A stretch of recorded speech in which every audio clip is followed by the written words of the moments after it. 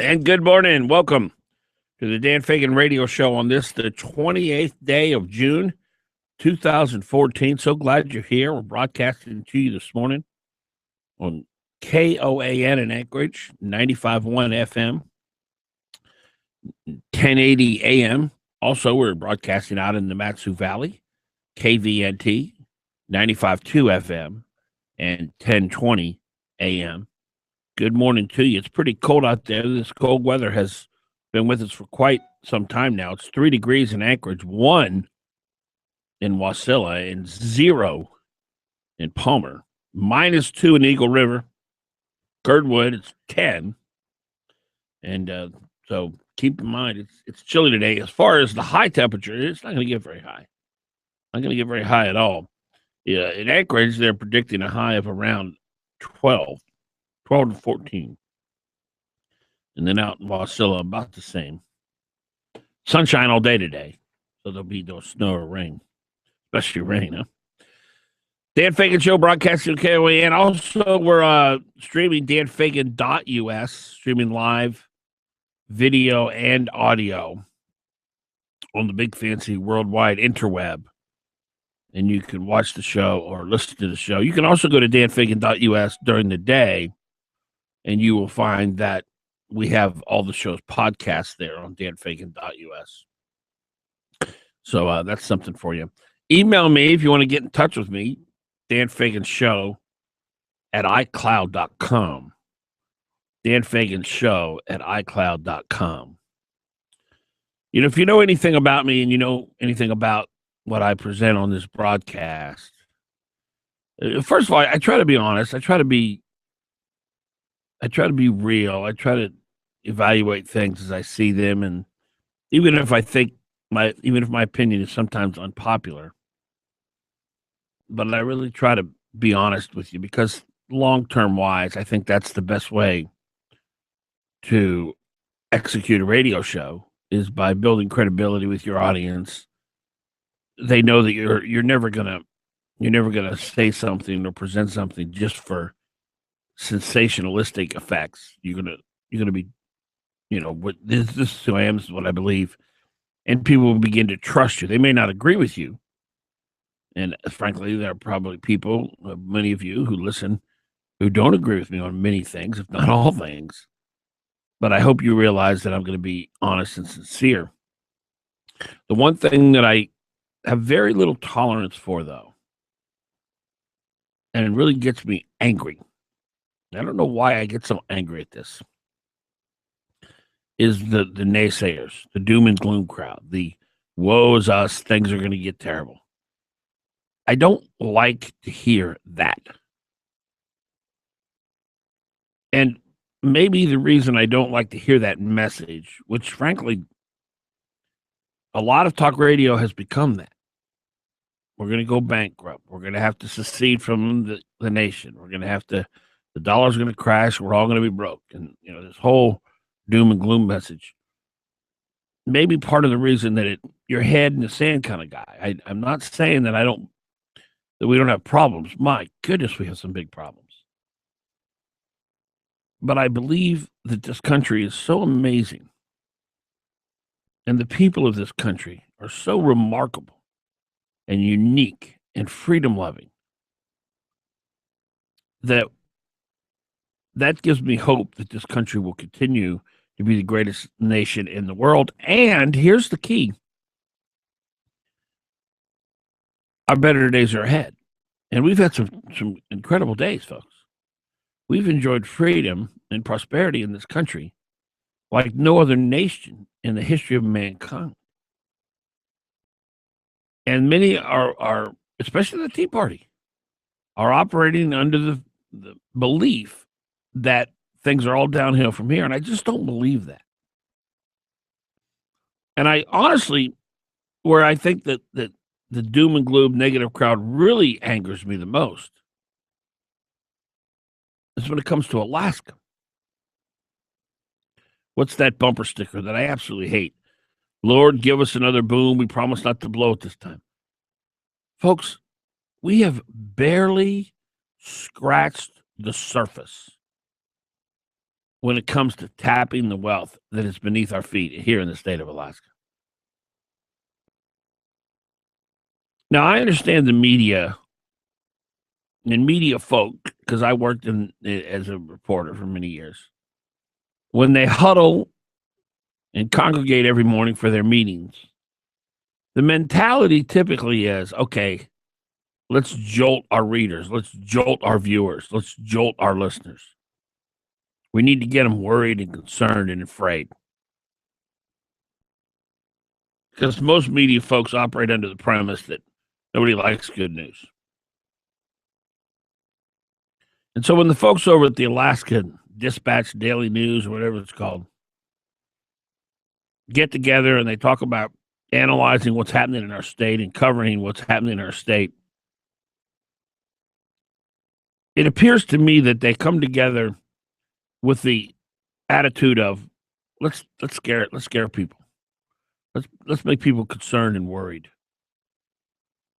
And we all have enough things going on in our own lives. I don't know about you, but I got enough to worry about. You don't need to pile more things on my plate that I need to worry about. Now, I am not a worrier by nature. I try not to worry because I believe it's such a waste of energy. Nothing good has ever come from me worrying. And frankly, most of the things that I've worried about in my 54 years of being on this earth never really came to pass anyway. Very small percentage did. At least to the degree that I worried that it would come to pass. So the whole fear and worry game, it's just such a waste of time. And I find that it's a discipline. When I catch myself worrying or fearing and being concerned about this problem or that problem, and how's this going to work out and how's that going to work out, I have to literally stop myself in my tracks and say, I'm not going to worry about that. I'm just not going to worry about it. Not that I'm not going to do anything about it. It's a very big difference. But I'm not going to worry about it. I'll do what I think the answer is and the solution is, and then just let it go. There's a big difference between avoiding and ignoring problems and worrying about problems. So anyway, don't come to me, Alice Rogoff, and your team of worriers trying to heap on me more fear and worry, because I'm not interested in it. And there's an article, or it's kind of an article. I don't know. Sometimes it's a column, sometimes it's an article in the Alaska Dispatch News, to drill or not to drill, ANWR versus the Arctic Ocean. And the last paragraph in this thing, and Alice Rogoff, she actually shared this on her Facebook page, so I know she likes the column or article. You can't tell with these guys anymore. They're just half opinion, half reporting now, and they intertwine. But this last paragraph of this story is so depressing. And I want to talk about it, and I believe it's completely false. But we'll get into it next. 614, Dan Fagan Show.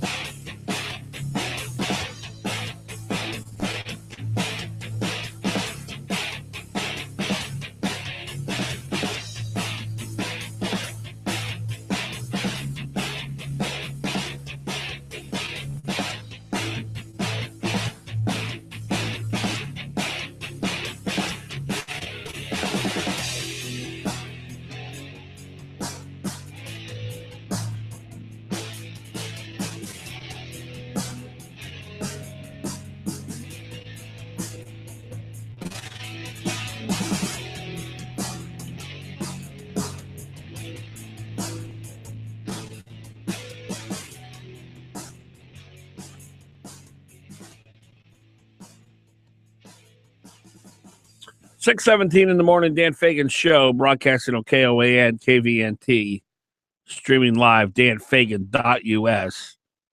Email me, danfaganshow at icloud.com. And give us a call, 569-1080. 569-1080, that's the number. We'd love to hear from you. So much about what you believe about yourself determines where you go in life. I believe that to be true. If you believe you're destined for greatness and good things will happen, guess what? Good things will happen. And that's my belief system. And I believe that's the same when you talk about your family, your children, your state, your country. And I am operating under the premise, and it is not a manufactured belief. It is not a, trying to trick myself into believing. It's an actual legitimate belief at the very core of who I am, that better days are ahead for Alaska. Not only better days, but amazing days. Days that we can only dream of. And that is a belief that is founded, I believe, in some solid evidence and logic. When you look at the resource wealth that we have in this state that has yet to be tapped, wealth that is so important to the rest of this globe. Look, you could focus on big environment and Barack Obama and Mark Begich and his team. And you could say, what's the use? We're not going to win this thing. But I will remind you what happened in November. The Obama Begich Reed team was run over by a steam plow.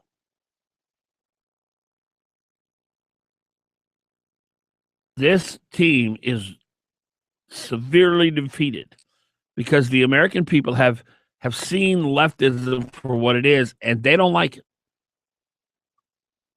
And we're on the brink of seeing freedom-loving politicians completely take over Washington, D.C.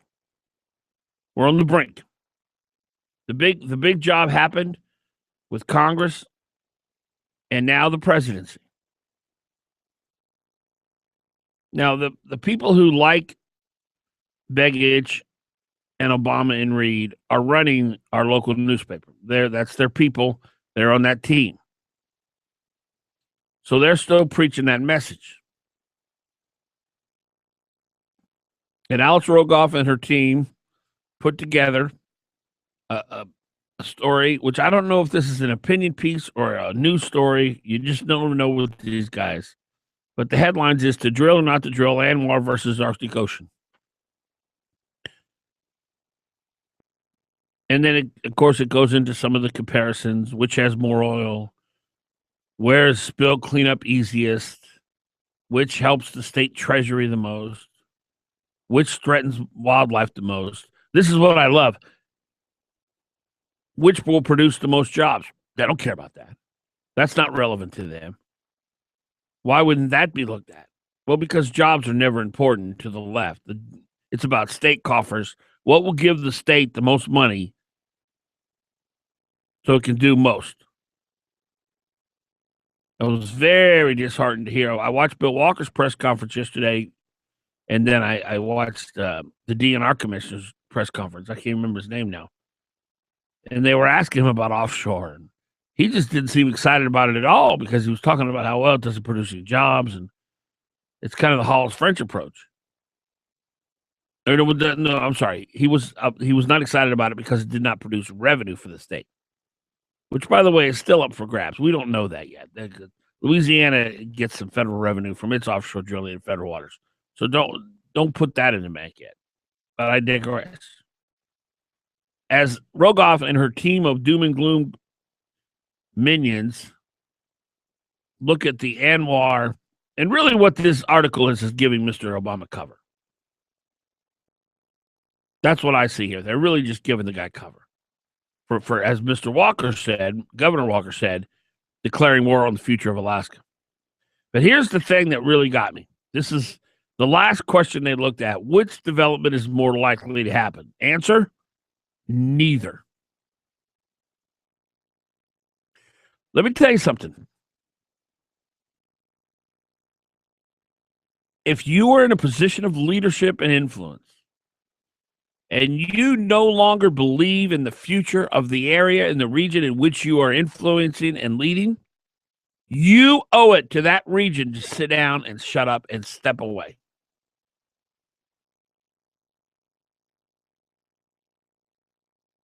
If Alice Rogoff and her team believe Alaska's better days are not ahead, they should recuse themselves of covering the news here. They should walk away, and they should go live somewhere where they do believe in the future. That's my opinion. Here's what Rogoff and her team writes. Sorry, Alaska. The state's best hope of ANWR may have come and gone a decade ago, with Senator Ted Stevens at his most powerful and Republicans controlling the White House and both houses of Congress. Now, let's just stop there for a minute.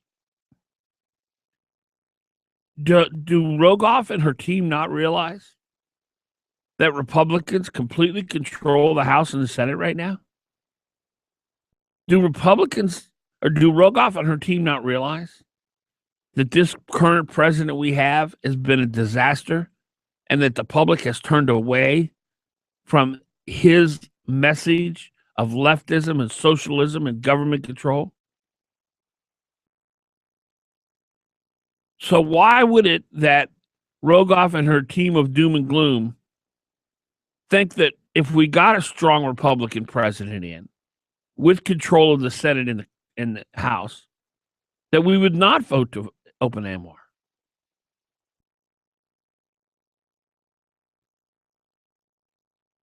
She goes on, or they go on to write, today, with America producing record amounts of oil and shale revolution in the lower 48 and still rolling, the chances of ANWR opening to oil and gas development anytime soon seem increasingly dim. That is the stupidest thing I've ever read anywhere, anytime. Even if Congress were to open up ANWR for development in 2 years, it would be at least 10 years till it was online, flowing through the Trans-Alaska pipeline.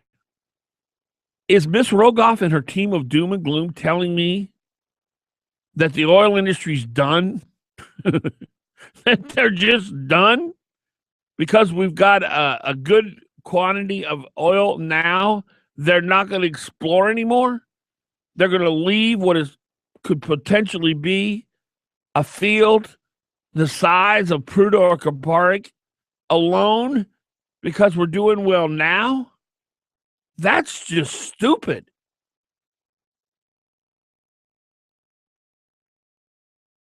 We've got this Trans-Alaska pipeline going through the middle of the state. We can easily access the oil, the 10 billion we know about, probably a lot more barrels of oil up there. And they're just going to leave it there because we've got shale oil and gas in the lower 48 right now? That's just stupid. That's just saying I'm going to be stupid just so I can be negative. I'm going to ignore reality just so I can cause people to worry. I'm telling you, that's one of the dumbest things I've ever seen anybody write. Then she goes on, or I'm sorry, they go on. As for Shell's prospect, proving up the oil is just the beginning. The project will take years to complete and cost billions of dollars with offshore production platform and hundreds of millions of pipeline needing permit and construction.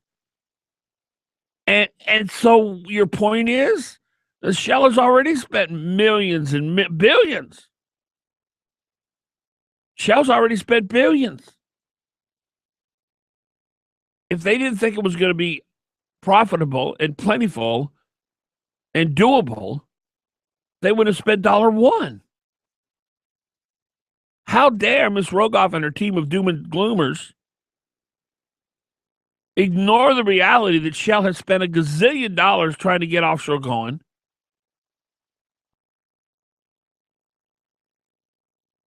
costs billions of dollars with offshore production platform and hundreds of millions of pipelines needing permitting and construction. Well, of course. That is so pessimistic. Which development is more likely to happen?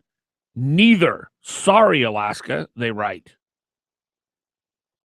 Now, as you read your morning coffee and you're reading the paper, as you drink your morning coffee and you're reading the paper, and you read something like that, that has an impact on people. That negativity. You say, well, they're just being real. No, they're not. They're being stupid. Why do you think big environment and all the Democrats in the world are doing everything in their power to keep ANWR shut? Because they know it's going to open. And for Rogoff and her team of doom and gloomers, I'm telling you, folks, that's a major disservice to the state.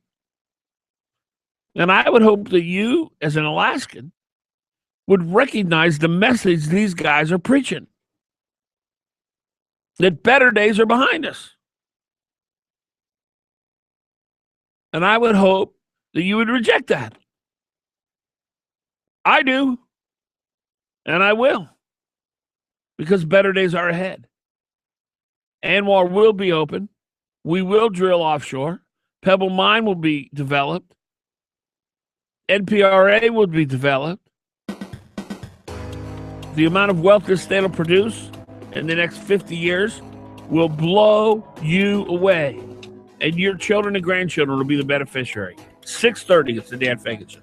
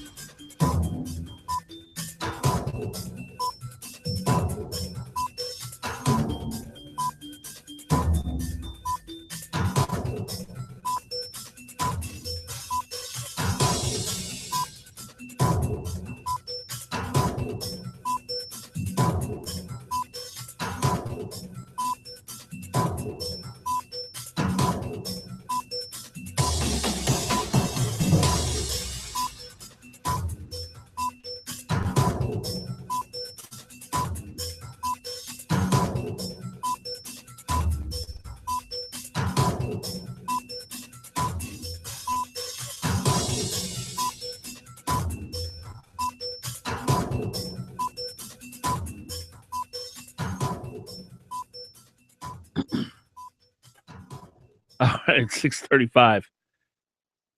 6:35 here on the Dan Fagan Show on the 28th day of January. Welcome. Our number, 569-1080. 569-1080. You can send me an email if you'd like at Dan Fagan Show, iCloud.com. Dan Fagan Show at iCloud.com.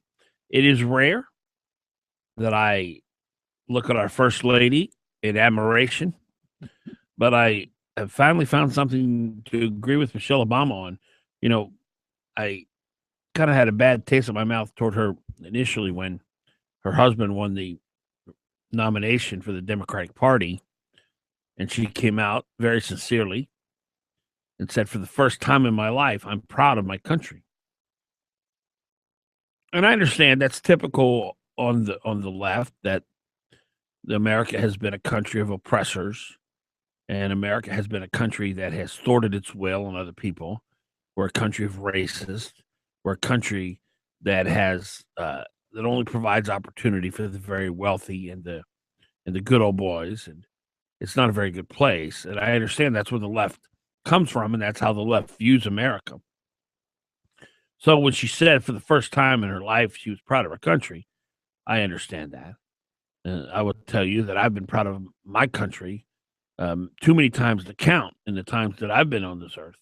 It's an amazing country that has done some very unselfish, noble, honorable things time and time and time again.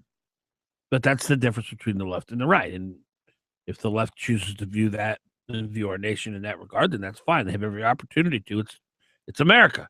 You get to believe what you want to believe about your country. That's the beauty of America. There's another reason to be proud of America. But Miss Obama, or First Lady Obama, is refusing to cover her head with a scarf while visiting in Saudi Arabia. This is typical procedure if you're a woman in Saudi Arabia. If you're a foreigner, then you have to cover your head. Now, if you live there, you have to wear, like this burqa thing where you cover your face and your head and your eyes get to peer through. But they allow foreign women to come in there as long as they cover their head. And Miss Obama said she won't do it. And I think it's great.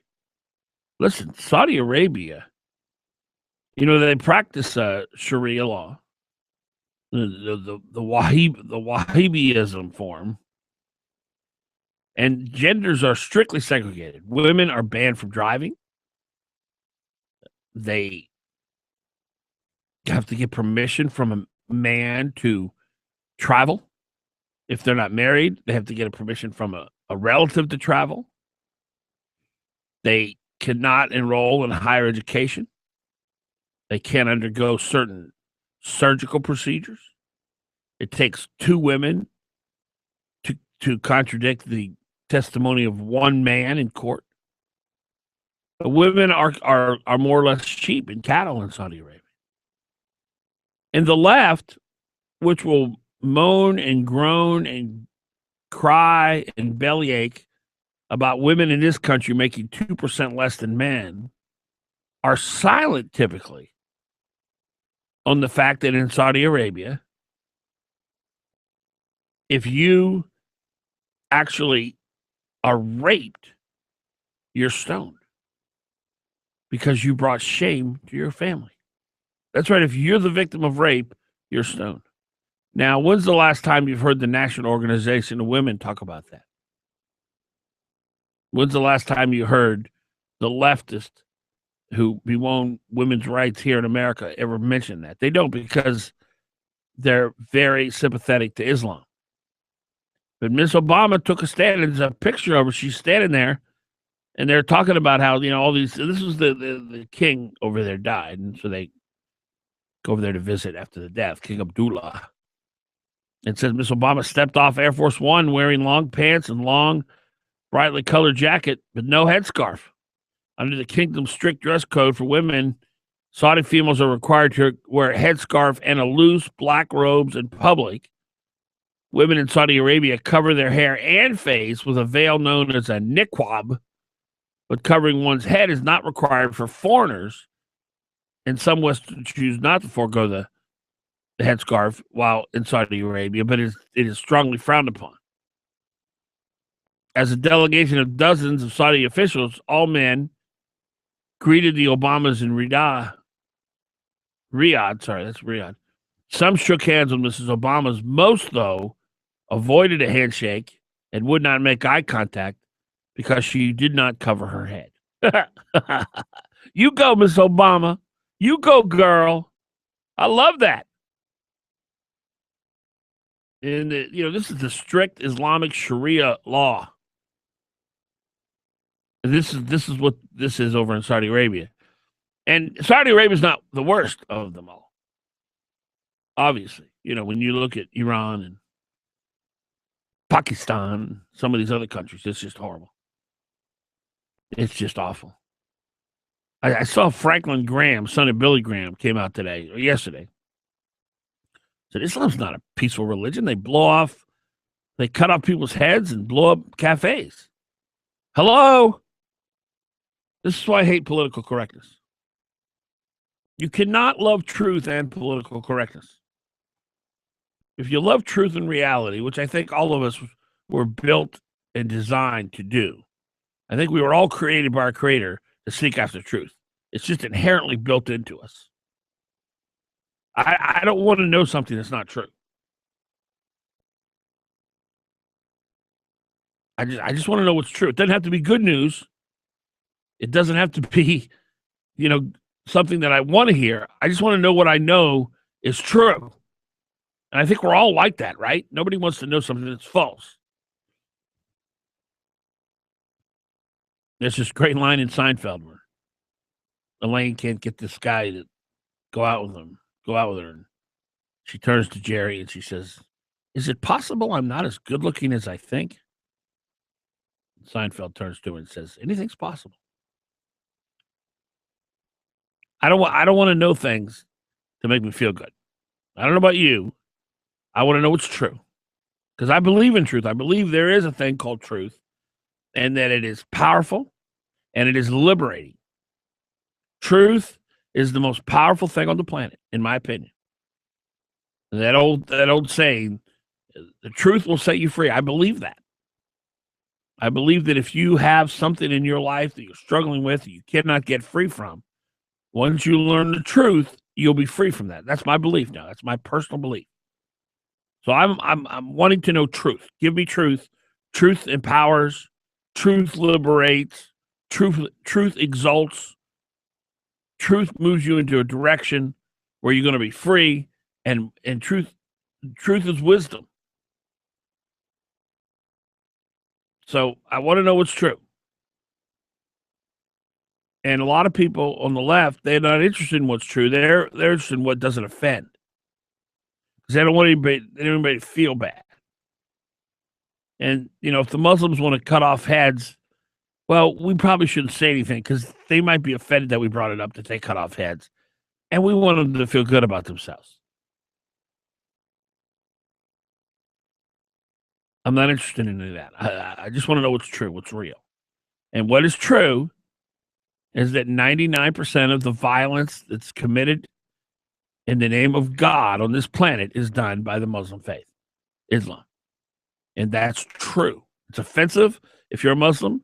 It hurts your feelings if you're a Muslim. But that's true. So do you want to pretend it's not true so we feel good? Or do you want to actually acknowledge it and try to fix it? I'm going to take the latter. 569-1080. We got Corey something. He's a pot dude. They voted last night in the assembly to ban smoking pot in public, and we'll have Corey the pot dude on talking about that.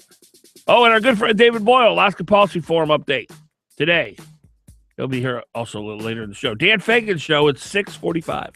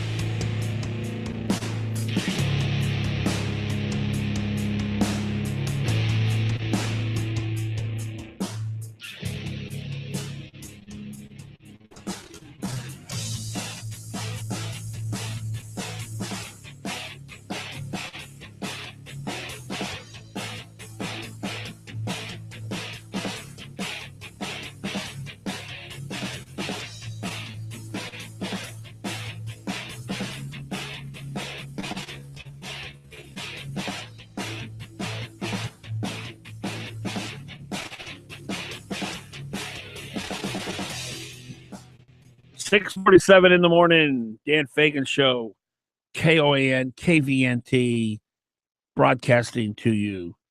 Also, we're streaming live, danfagan.us, danfagan.us. Our phone number, 569-1080, 569-1080. It is currently 3 degrees in the city of Anchorage, -8 in Wasilla, the home of Sarah Palin, -2 in Palmer, the home of the beautiful Palmer Golf Course, and Eagle River, 3 degrees, the home of Garcia's Mexican Restaurant. Girdwood, 10. And, there's your temperatures. Sunny today, continued cold. 569-1080 is our number. Want to remind you that starting Monday, we're all very excited. The Glenn Beagle Show. You know him as Glenn Legal Beagle. He'll be broadcasting right here on KOAN from 4 to 6 in the afternoon. 4 to 6 in the afternoon. He will not be on KVNT, but he will be on KOAN. 4 to 6, Monday through Friday, Glenn Beagle Show. And then I believe the week after that, Joe Miller starts up. Joe Miller's show will be on 2 to 4. And there's going to be one more local show. I'm still waiting to verify and confirm. And so I won't announce it yet. But that'll also be on during the day at KOAN. And, of course, we're here every Monday through Friday from 6 to 9 on the Dan Fagan Show.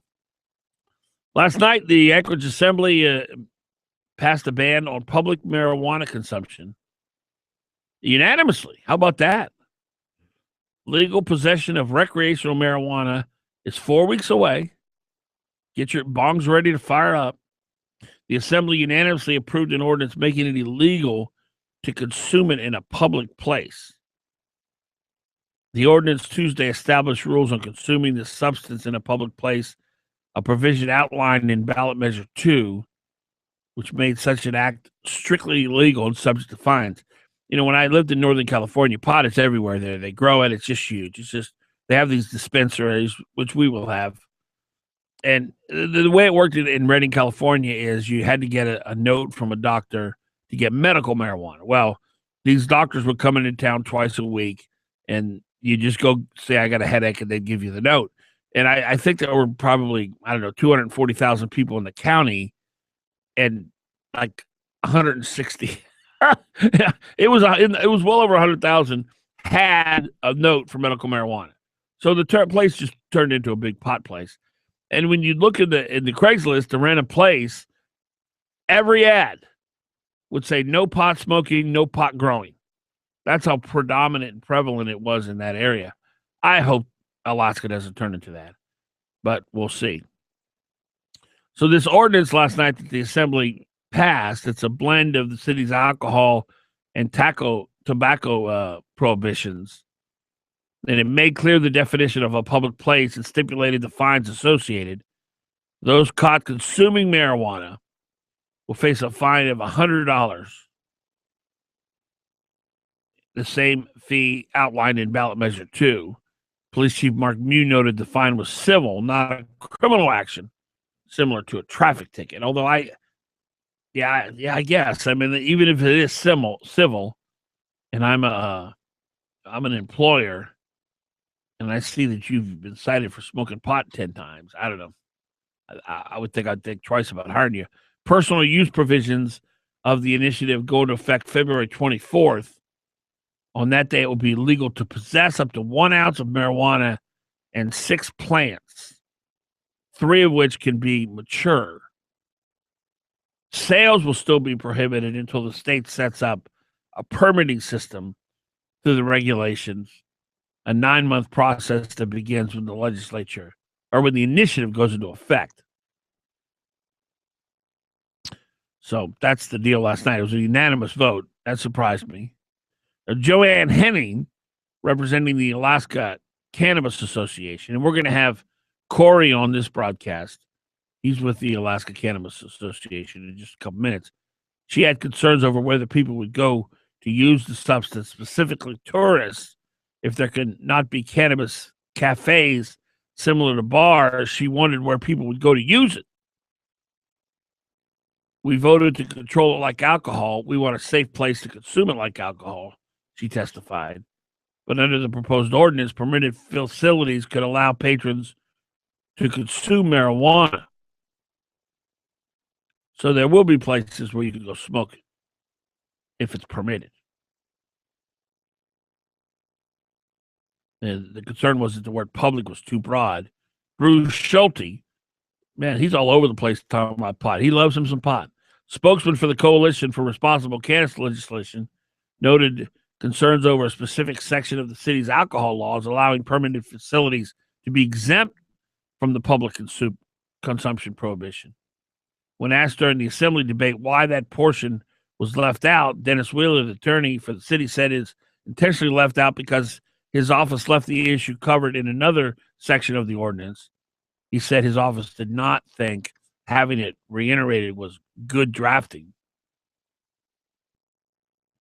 Patrick Flynn, assemblyman downtown, suggested adding the section back into parallel the alcohol laws in an effort to not add any additional confusion. After this passage, Schulte, who he's a pot dude, admitted the issue of public consumption was a tough one, but that he was pleased with the assembly's outcome and pleased they had lined up the marijuana provisions with alcohol. It's an excess of caution, he said, but let's have parity. The ordinance is the second to come through the assembly since ballot measure 2 passed in November. And of course, the other one was Amy Dembowski's ordinance that would have banned commercial sales in Anchorage. Another provision allowed under the initiative. After 4 hours of testimony, that ordinance was voted down 9-2. So there you go. No public places unless they're permitted. So I'm assuming we'll have these pot cafes everywhere. You can go in and get you some pot. It's like you go in and get you some beer at a bar. I wonder if there'll be bars. We can ask the cannabis dude coming up if there'll be bars where you can get a glass of beer and a. I would imagine the pot places would also have to have brownies, right? Or some kind of food you can, like Doritos, or some kind of munchies. The way I understand pot is that it's not that when you get the munchies, you don't necessarily want spaghetti or ribeye. You want Doritos and ding dongs and brownies and that kind of thing. That's the word on the street. So I would imagine the pot smoking places would have some kind of food. And why wouldn't they? You get the munchies, you want to go. I wonder how these people are going to get home. I guess you could ask the same question about bars, but I don't know. When you smoke a joint, are you like really high? Because you can go into a bar and have 2 beers and you're fine. But I wonder if smoking a joint is the kind of deal where you gotta. I don't know how much you have to smoke until you can't drive. I don't know how that works. I suppose we'll find it out. I I don't know. They also probably ought to put video games in these. What they ought to do is they ought to stimulate your parents' basement. Make that where you walk in, you go down a flight of steps, and there's green shag carpet and paneling on the wall, and it looks like your parents' basement. That way, a lot of these pot smokers will feel at home. And you could set up different TVs where they could sit there and play their video games and smoke pot all day. And then maybe just call a cab. Of course, you can just do that at home anyway. Maybe it'd be more fun to be around other people. I don't know. As I said yesterday on this pot thing, look, I'm a freedom dude. Freedom. Look, I'm overweight. Please don't take away my ribeye. We all have our vices. We all have our shortcomings. I just hate to see people waste their life medicated because life's so beautiful and precious. And it's just such a wonderful experience and ride. See somebody who's addicted to pot where they have to get it going every day or they're just not right. It just seems like a waste. A waste of the beautiful experience that is life. I'm not trying to condemn anybody who lives for pot. I do believe that most people who smoke pot live for it. I believe it's their life. I don't think it's a side hobby. I think it's what gets them going. They do what they do in life just to get to their pot. That I do believe that. 569-1080, 569-1080. Let's go to Robert. Robert, you're on. Hey, good morning, Dan. Morning. The last couple of years, I have not smelled anyone smoking pot. I smell people smoking crack. I don't know if you ever smelled that before. No. But Where do you smell people smoking crack? Anywhere you go out in public, I'll tell you, there's two places recently. Town Square, I went to go see the ice sculptures. Yeah. There's a guy and a girl, about 20 years old. They're sharing a pipe, and Wow. in the middle of Town Square, hiding like behind one of those structures. And it's a crack pipe. Yep. Well, it's what it smelled like. Crack smells like burning, or like a fan belt burning or something. Oh, okay. I didn't know that. And I smelled pot when I was younger, and everything. I'm not a pot smoker or anything, but I know what pot smells like. But when you smell crack, you know it's crack, because it's like, what the heck is that? Yeah. And you get a contact high. It's very potent. And then the other thing, I was down at Ship Creek the other day, Ship Creek boat ramp, and people like to go there and look at the scenery and see sleeping lady. There's another car full of kids smoking, and it's crack. Wow. They don't want to smoke pot anymore. They're going to go right to crack. Really? They'll tell people, we're just smoking pot. Don't worry. This is legal. And this is the big surprise. People are going to find out that saying, well, we're going to legalize this pot. And why is crack better than pot in these people's minds? It's just stronger? It's a lot stronger, yeah. Oh. And as far as from smelling it, Dan, you get a quick contact high. You can feel it. I can anyway myself. I go. It's like walking into a room and if there's some kind of aroma that you react to, it's just like that. It's like, wow, that just hits you. Yeah. Robert, I appreciate your call. Thank you. Okay, bye. All right, Dan Fagan Show, 569-1080. 569-1080. We'll take a quick break. Yep, be right back.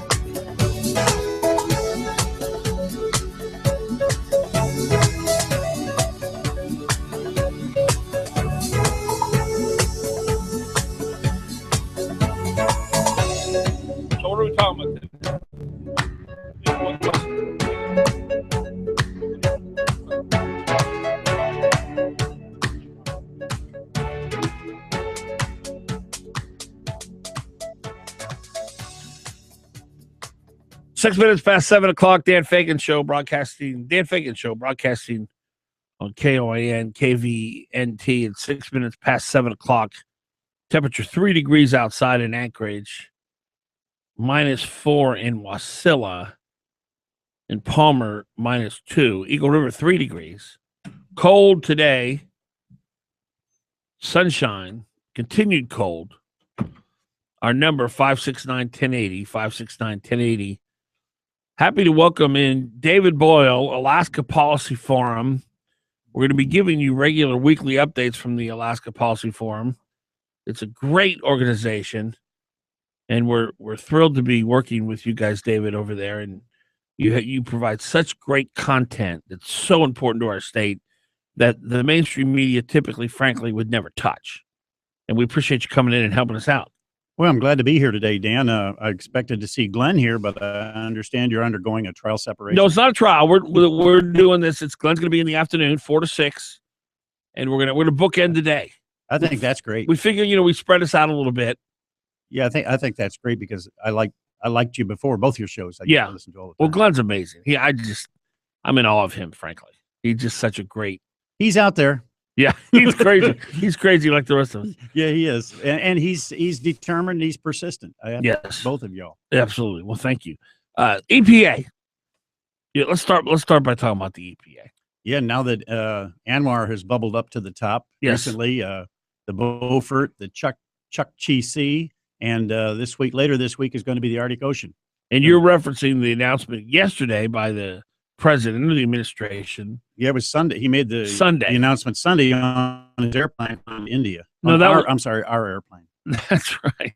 No, that's true. That was involving ANWR and the offshore drilling. Yeah. So how does the EPA play into this, in your opinion?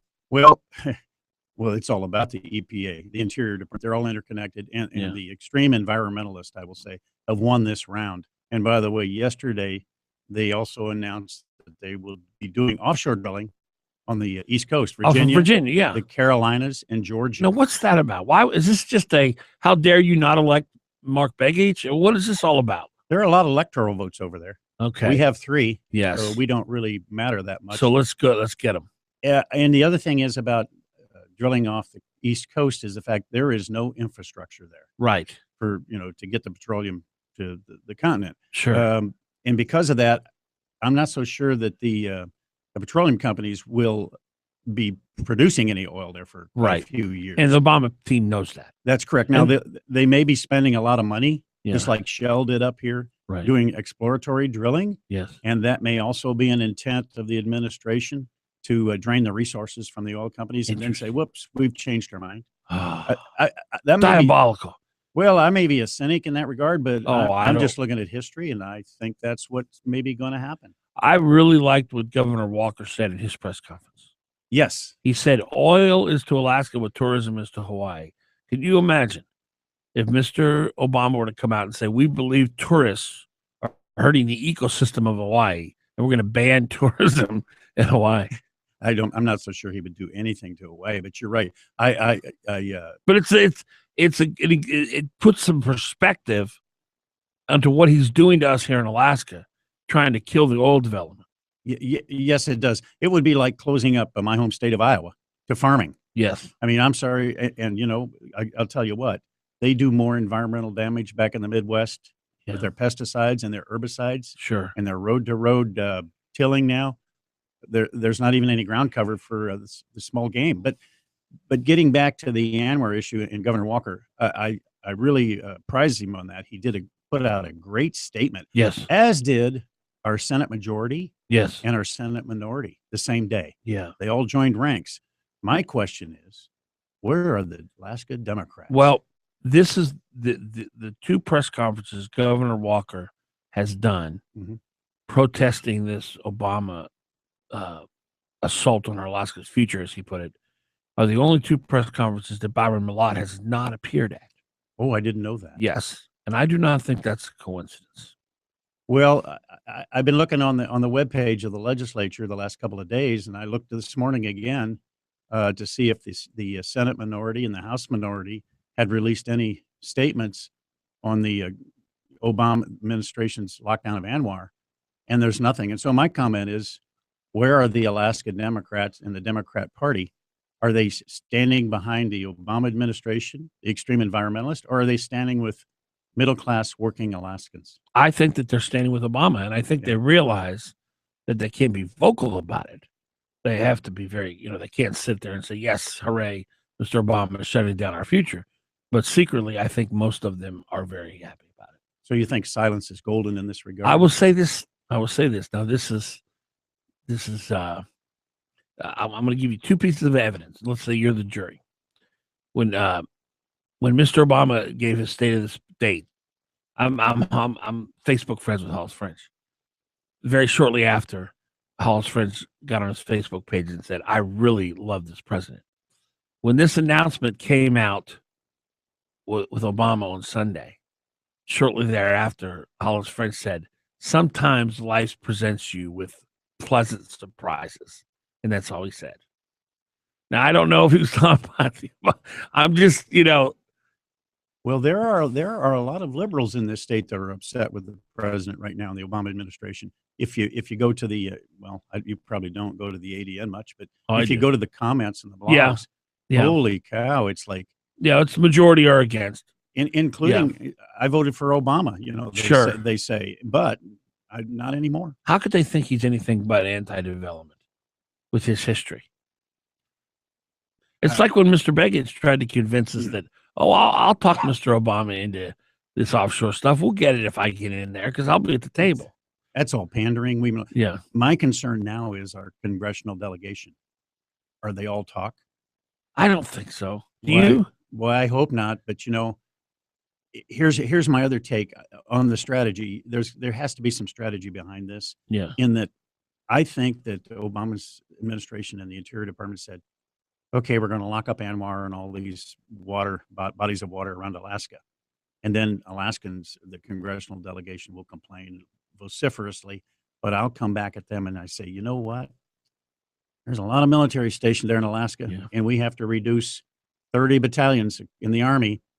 And which would you rather have? So let me lock up ANWR, et cetera, and I will keep the Army stationed there. Now, by the way, that will not be a military decision, as we all know. Right. That will be a political decision. So I think the game's on. Talking to David Boyle, who's executive director of the Alaska Policy Forum, which is an organization you really need to familiarize yourself with. You're always putting up new content on your website.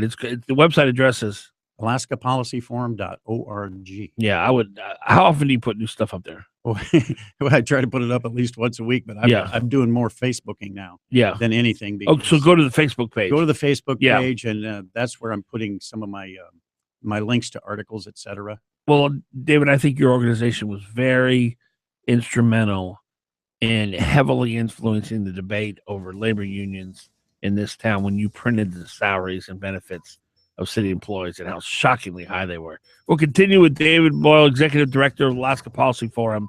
Time currently 7:14. You're listening to The Dan Fagan Show.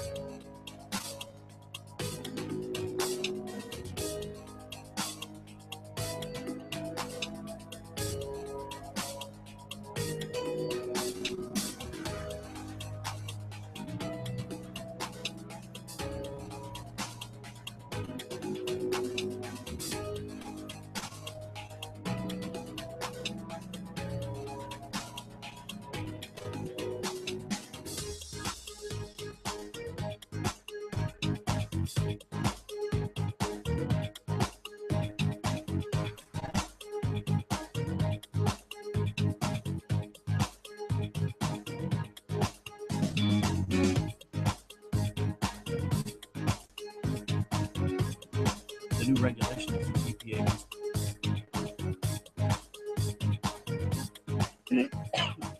All right, 7:17. Dan Fagan here on the Dan Fagan Show, broadcasting on KOAN, KVNT. We're glad you're here. We had Alan Boras, who is a anthropology professor down on the Kenai Peninsula College, talking to David Boyle, Alaska Policy Forum. You know him, the Alan Boras guy? I don't know him personally, but I've read some of his stuff. Yeah, and he's a big climate change guy. Yes. And he was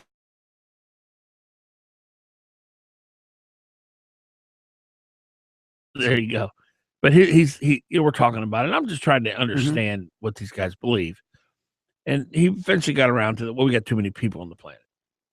That's just it. Retroactive birth control. Well, he starts talking about, there are some religions, and I'm assuming he's talking about Catholicism and Mormonism, where that they tell you to breed, and we should be breeding. And then I asked him about the one-child policy, and he didn't seem to have much problem with that. It was a very disturbing conversation. It's very unsettling. But this climate change thing, it's no longer a fringe thing, is it? The people who work in the EPA are full-blown disciples of the climate change cult, aren't they? Yes, they are. And they have the full force of government behind them now. Well, they do. They don't have the full force of the courts, but they have the full force of the administration and the government, the federal government. And I might say that they have grown these people through our educational system. Yes. And a lot of those youngsters are working in those agencies now. Sure. Interior, Fish and Wildlife, BLM, and EPA. Yeah. And, now we're starting to pay the price. Well, when I was in California, the Truckers Association was all up in arms because there's this commission down in California where they were going to put these emission standards on truckers. It literally was just going to cost them $100,000 per truck to comply. Just a ridiculous thing. And the woman who headed the commission, I did a background check on her. Intern for the Sierra Club, worked for Greenpeace, every environmental group. That was her life. And then she ends up on this commission, heading up the state regs in California.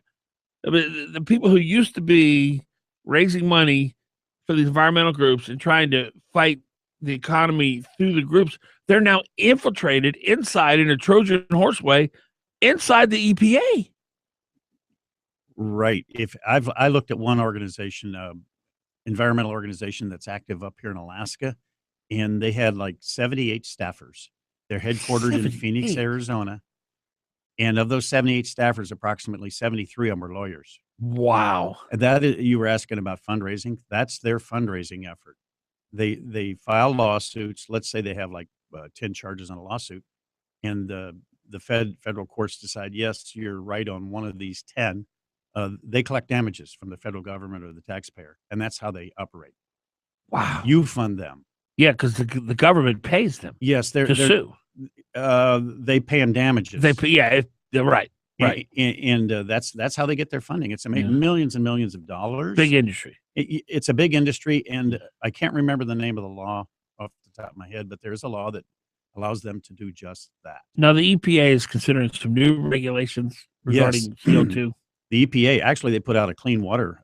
There's a clean water regulation going into effect this year, which will will give EPA the authority to manage lands that abut things like ephemeral streams.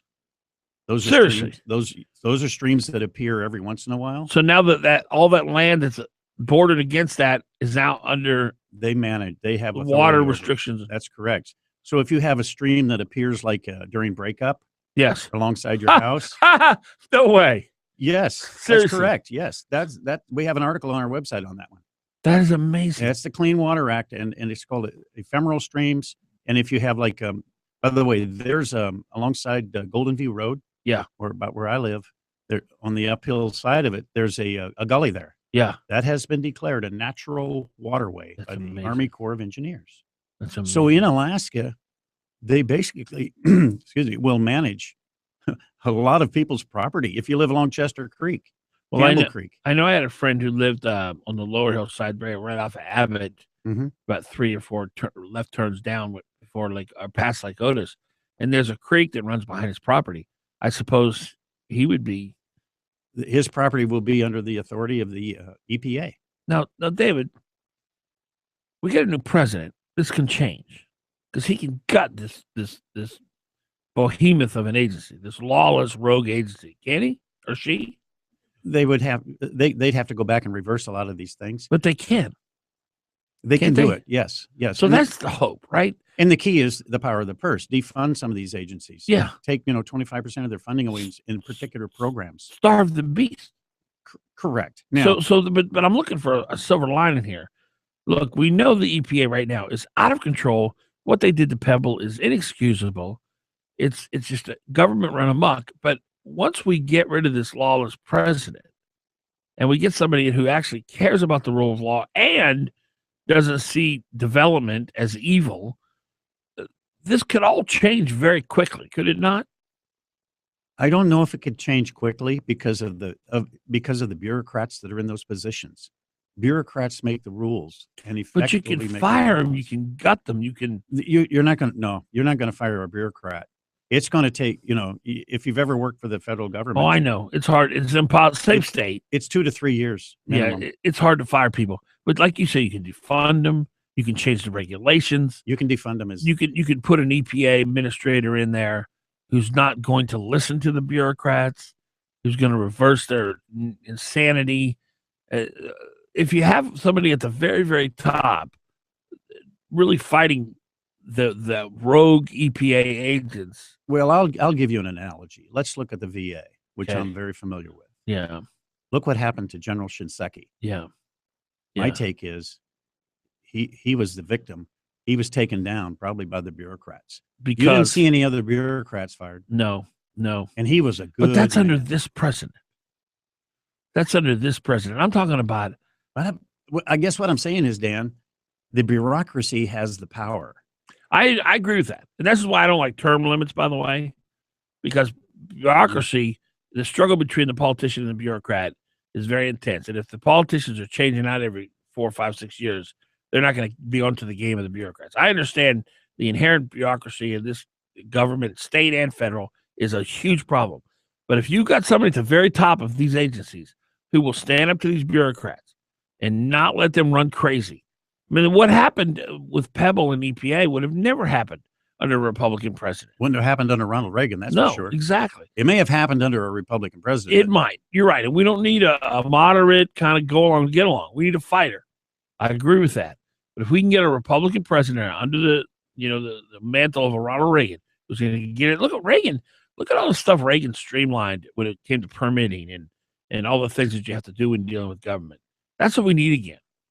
Well, we also need people to get engaged and involved. Yeah. But right now, what we have the federal government taking over our health care, taking over our education, which to me is extremely important.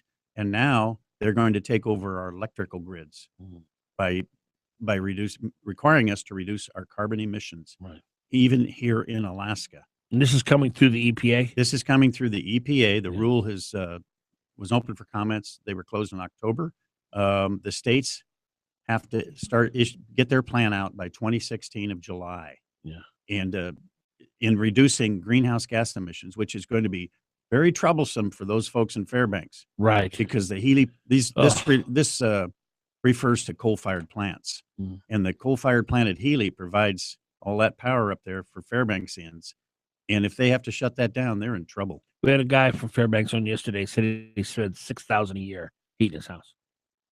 Well, they pay 23 cents a kilowatt hour. Yeah. I believe here in Anchorage, we're up to about 12.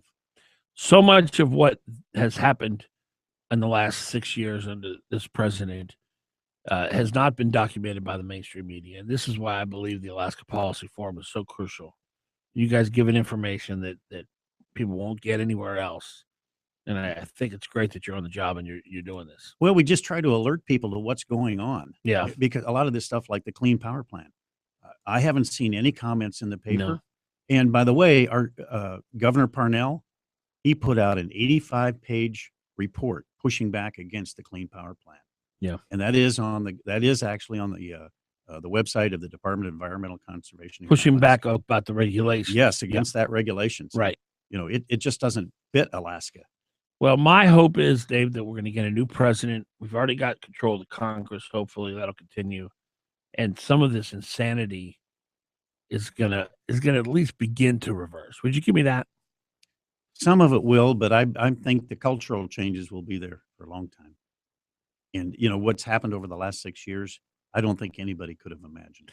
It's so bad, and the media has turned a blind eye to it. They've not told us about it. And yet I said that in 2008. Yeah. The biggest losers in the 2008 campaign were the media. Yeah. And that's a shame. And I also said a couple other things. I think if Obama's elected, I think he will be 10 times worse than Jimmy Carter. Yeah. I said we will be in Africa big time. Yeah. And I said I think the racial divide will be even greater. It has become much worse. Well, when you look at what happened to the average African American family and their economic standing under this president, it has gotten much worse. Yeah. The middle class has done a lot worse. Sure. Well, the only people who've really done well under this president is the very wealthy. The super rich. He's printing money and he's infusing it into the economy that goes straight to Wall Street, and the rest of us, we don't get in on that gravy train. What car are you driving? I see parked there, Dan. I was looking for that nice car. David Boyle, Alaska Policy Forum. The website again, alaskapolicyforum.org. If people want to, and I know you didn't know I was going to do this, but if people want to donate to your organization, which I would strongly recommend, is there a place on your website to do that? There sure is, Dan. There's a blue Donate Today button. They can click on that, and it'll lead them to PayPal, and just put your information there. Or they can just send us a check, and our address is on our website. It's such a great work you do. Oh, we're having Dr. Ben Chavis here. No, we had him on our show last time. When's he coming? He's February 26th. That's our National School Choice Week event. And where will that be? That's going to be at the Alaska Pacific University. This guy is amazing. He is. We're winning this school choice battle, aren't we? Nationally. Nationally, we are. And we're going to do it here, too. Not under Walker. We'll have to wait till Walker's gone. But we're gonna win this thing. I'm telling you, it's gonna happen. It's a tough battle here in Alaska, as you know, and I firmly believe we would be one of the last states to have victory. But because of the Union stronghold. It's worth the battle. Yes, sir. The special interest. Keep at it. If we get a governor who believes in it, I think that's a big step. You're exactly right. David Boyle, Alaska Policy Forum. Check him out. And please, drop $20 on the guys. They do such a great service, or 200. Yeah, you might see me on the corner of Northern Lights and Benson. Northern Lights at the old Seward. Thanks, David. 7:30, Dan Fagan Show.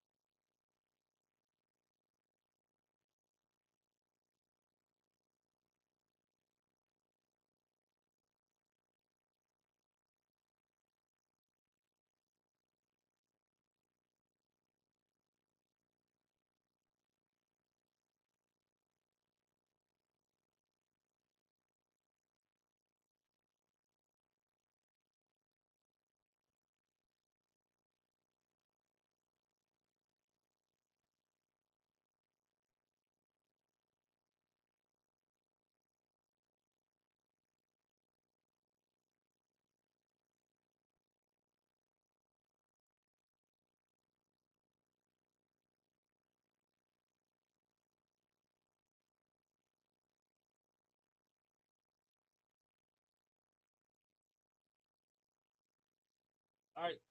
All right, man. Thanks.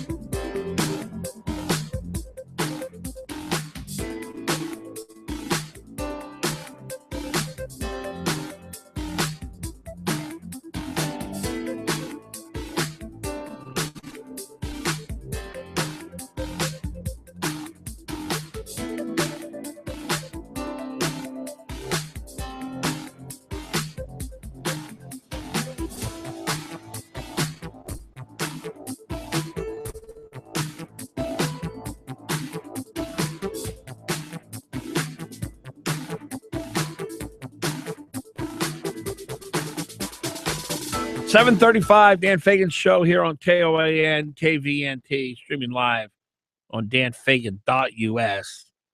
Cold morning this morning on this 28th day of January. 12 degrees in Girdwood, much colder in Eagle River, 3, 7 in Anchorage, -2 in Palmer, -8 in Wasilla. Really cold, really cold. 569-1080 is our number. 569-1080. Craig Medred, who I like very much, I'm a fan. He writes a column today in the Dispatch. When it snows, it blows, or at least the East Coast media does. How embarrassing was it to watch the media reports? Not, it basically was a 3-day thing. They first started telling you that this was the storm of the century, and that New York City and the East Coast, it was going to be, devastating. The mayor of New York was all up in arms. The mayor of Boston, they're holding press conferences. In the media, they're all going live. And, you have to understand, let me just give you a little lesson on the media and how it operates and what drives the media. Really, it's all about New York and LA. The main driving force for the national media is the two big cities, New York and LA, because so many people are concentrated in these regions, Southern California and then the upper East Coast. So they placate. That looks like if you'll have Wednesday night baseball, it'll typically be the Yankees or the Mets or the Dodgers, or maybe it'll be a Kansas City and the Yankees, but it's always the Red Sox. The big cities drive. I had a guy once with Clear Channel, which is the largest owner of radio stations in the country. I think they're called something else now, but literally they are focused on LA and New York. And the rest of the company is just kind of gravy, because that's where the money is. That's where the people are. And so this storm, because it was hitting the East Coast, which is the most heavily populated region of the country, they just go nuts. It's just the biggest thing since sliced bread. It's going to be huge. People are going to die. People are going to be buried in the snow. You're going to have people's heads sticking out trying to breathe because the snow's so high. And all this hyperbole, just ridiculous. But here, that's not the embarrassing part. I understand that if you could get people glued to your television. Back when I used to work, I'll tell you this, when I used to work in Louisiana, and I was a reporter down there, and they'd always send me to the hurricanes. I don't know why. Maybe they thought I was heavier and I wouldn't blow away. But the times that I would get the most comments on my stories would be right after hurricane coverage. If I was out in public, I'd get a ton of people within a week or two after a hurricane say, hey, I saw your hurricane coverage. I liked your hurricane. I saw you over in Florida or over in Alabama or over in Mississippi, wherever they'd send me. People love the potential of a catastrophe. People love to watch something that could potentially be devastating to a region. It's just how we are. And when we look at our ratings, it would always be the hurricanes that would boost the ratings, because when there's a hurricane coming, everybody watches the news. Well, it's the same principle under this storm on the East Coast. If you can convince people that the storm of the century, a blizzard, the top tips for surviving the blizzard of 2015, and there's such a such a concentrated amount of people living in the region that will be affected, you're gonna do really well in the ratings. And especially Fox and CNN and these guys, they understand that. So they do their best to hype this thing. I understand that. So that's phase one of the storm. But here's the embarrassing part. Once it's realized that this is just another snowstorm, they're still out there. They're still out there hyping it. They still got the reporters out standing on the street in the snow, talking about the conditions in this neighborhood. It's just a snowstorm at this point. It's not anything that's going to really adversely affect anyone's life consequentially. That's when it's embarrassing.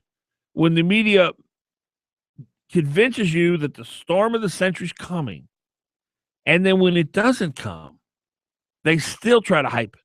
That's the embarrassing part. And I remember when I covered hurricanes, and we'd get could be winds of 140 miles an hour. That was the forecast. By the time the thing hits land, it's like at 90 mile an hour winds, which, by the way, if you've ever stood in hurricane force winds, it's a big deal. I'll give you that. But there was this pressure from my news managers to don't downplay the storm. But I tried to play it. Honestly, I hope I did. I don't know. I suppose I probably gave into that pressure sometime. Bottom line is, don't believe the national media. They're really just trying to get you to watch. That's all there is to it. 569-1080, 569-1080. Let's take your calls now. 569-1080 if you want to join the broadcast. Email me, danfaganShow@icloud.com. The Assembly last night passed an ordinance to ban marijuana in public places. We're going to have a guy with the Alaska Cannabis Club on to talk about that, get his reaction to it. That should be interesting. I was watching yesterday on the Gavel to Gavel, North 360, whatever they call it these days, where they were trying to make up their mind about marijuana regulation and what to do with it. And it's just so heartbreaking to me. I just hate that this is now what we're focusing on, how to incorporate something into our culture that is obviously going to cause, in my opinion, heartache and sadness and self-destruction. And I just don't think it's going to be good for our culture. And that's just my opinion. Should it be illegal? I don't know. Voters say no. Respect the decision of the voters, but it's just not going to be Alaska will not be a better place because we now have gummy bear pot that you can buy at the store. Alaska will not be a better place because you can go at a number of places around town and smoke a bong and eat brownies. And that's just my opinion. Now, should we be able to do it? Fine. I hate to see anything that is going to denigrate or deteriorate the culture. And that's just my opinion. Just like I wouldn't want to see a big casino in the heart of downtown Anchorage. Because, in Louisiana, where I come from, where there are casinos everywhere, I can't tell you as a news reporter how many stories I've done on families that lost everything, husbands that lost their families, wives that lost their families because they couldn't stop gambling. Are there people who gamble and do it responsibly? Absolutely. Are there people who will smoke pot occasionally and be none the worse for it? I'm sure. But you just hate to see anything increase in your culture that is going to cause a lot of heartache and harm. And that's my whole point on it. I'm not judging anybody. I'm not putting anybody down who smokes pot or participates in any of these vices. Many people control it. Some can't. My heart breaks for the ones who can't. That's all I'm saying. Big announcement. Starting Monday, Glenn Legal Beagle, my good friend, is going to be hosting the Glenn Beagle Show Monday through Friday, 4 to 6 p.m. right here on KOAN 95.1 FM, 1080 a.m. We're excited about having Glenn bookend the radio station. I'll be here in the mornings with the Dan Fagan Show, 6 to 9 a.m. And then Glenn will do 4 to 6 p.m. And another big surprise, Joe Miller, former U.S. Senate candidate, two-time U.S. Senate candidate, will be hosting the Joe Miller Radio Show between 2 and 4 o'clock right here on KOAN. And we're going to have another local show, I'm told, although I have yet to confirm it, so I will not announce it yet, also during the day, right after this show. So there's lots happening here at KOAN. We're excited about it. It's just a great opportunity. I cannot tell you, ladies and gentlemen, I cannot tell you how much it means to me to be able to come out in front of this mic every morning and speak to you. And I am so honored that you've tuned in and listened to us. It means a lot to me. It really does. And I thank you for it. 7:45, Dan Fagan Show.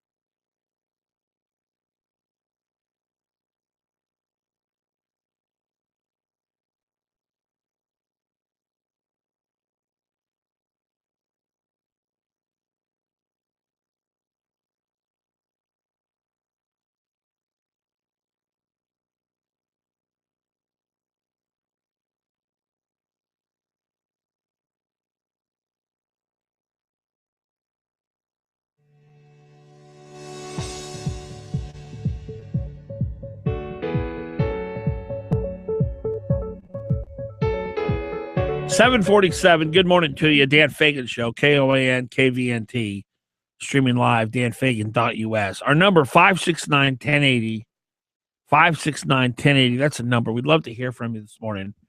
Whatever's on your mind, 569-1080. I want to remind you about my good friend, Keith Montanok, Specialty Truck and Auto. Everybody needs to have a mechanic they can trust, and Keith is the guy. His team at Specialty Truck and Auto, the best in the business. All of them ASC certified, highly trained. If you want to get your car and truck, your SUV repaired, and you want to get good value for your dollar, and you want to know that you can trust the people working on your vehicle, then Specialty Truck and Auto is the place to go. Keith Montanok, here's his number, 349-1637. They're located right across the street from the Long Branch Saloon off of Abbott. Tell Keith I sent you. He'll give you a free lollipop if you do. 349-1637. 349-1637. Our number again 569-1080. I was absolutely heartbroken this morning when I read in the Alaska Dispatch these words. Sorry, Alaska. And this was an answer to the question whether we will see ANWR or offshore drilling developed. This is the answer to the question. Alice Rogoff and her team over there, they wrote a column / article. I don't know if this is editorial or if it's journalism. It stinks, whatever it is. But the question at the headline is to drill or not to drill, ANWR versus the Arctic Ocean. And they look at different aspects of which is better, ANWR or the offshore drilling. Which has more oil, they ask. It's uncertain. Which is spill cleanup easiest? They say ANWR. Which helps the state treasury the most? They say ANWR. Which threatens wildlife more? They say uncertain. Now here's the real key. They did not ask which provides the most jobs for Alaska. They don't care. They're leftists. That's not a question that's in their vocabulary. What they did ask is which development is more likely to happen. Neither, they say. These sorry, pessimistic, doom and gloom people at the Alaska Dispatch News say this, and I'm quoting, sorry, Alaska. The state's best hope of opening ANWR may have come and gone a decade ago with Senator Ted Stevens at his most powerful moment and Republicans controlling the White House in both houses of Congress. How disappointing to have to read that in your paper, that the people who have been charged with bringing us the news in this state have decided that ANWR is not going to happen. I beg to differ. All we need is a Republican president. We've got Republican Senate, Republican House. You don't think a Scott Walker or a Bobby Jindal or a Ted Cruz or Rand Paul is going to push for legislation to open up ANWR? Of course they are. And you don't think a Republican-led Senate and a Republican-led House are going to vote in favor of that legislation? Of course they are. I frankly think this is wishful thinking on behalf of Alice Rogoff and her team of pessimists, her leftist team of pessimists.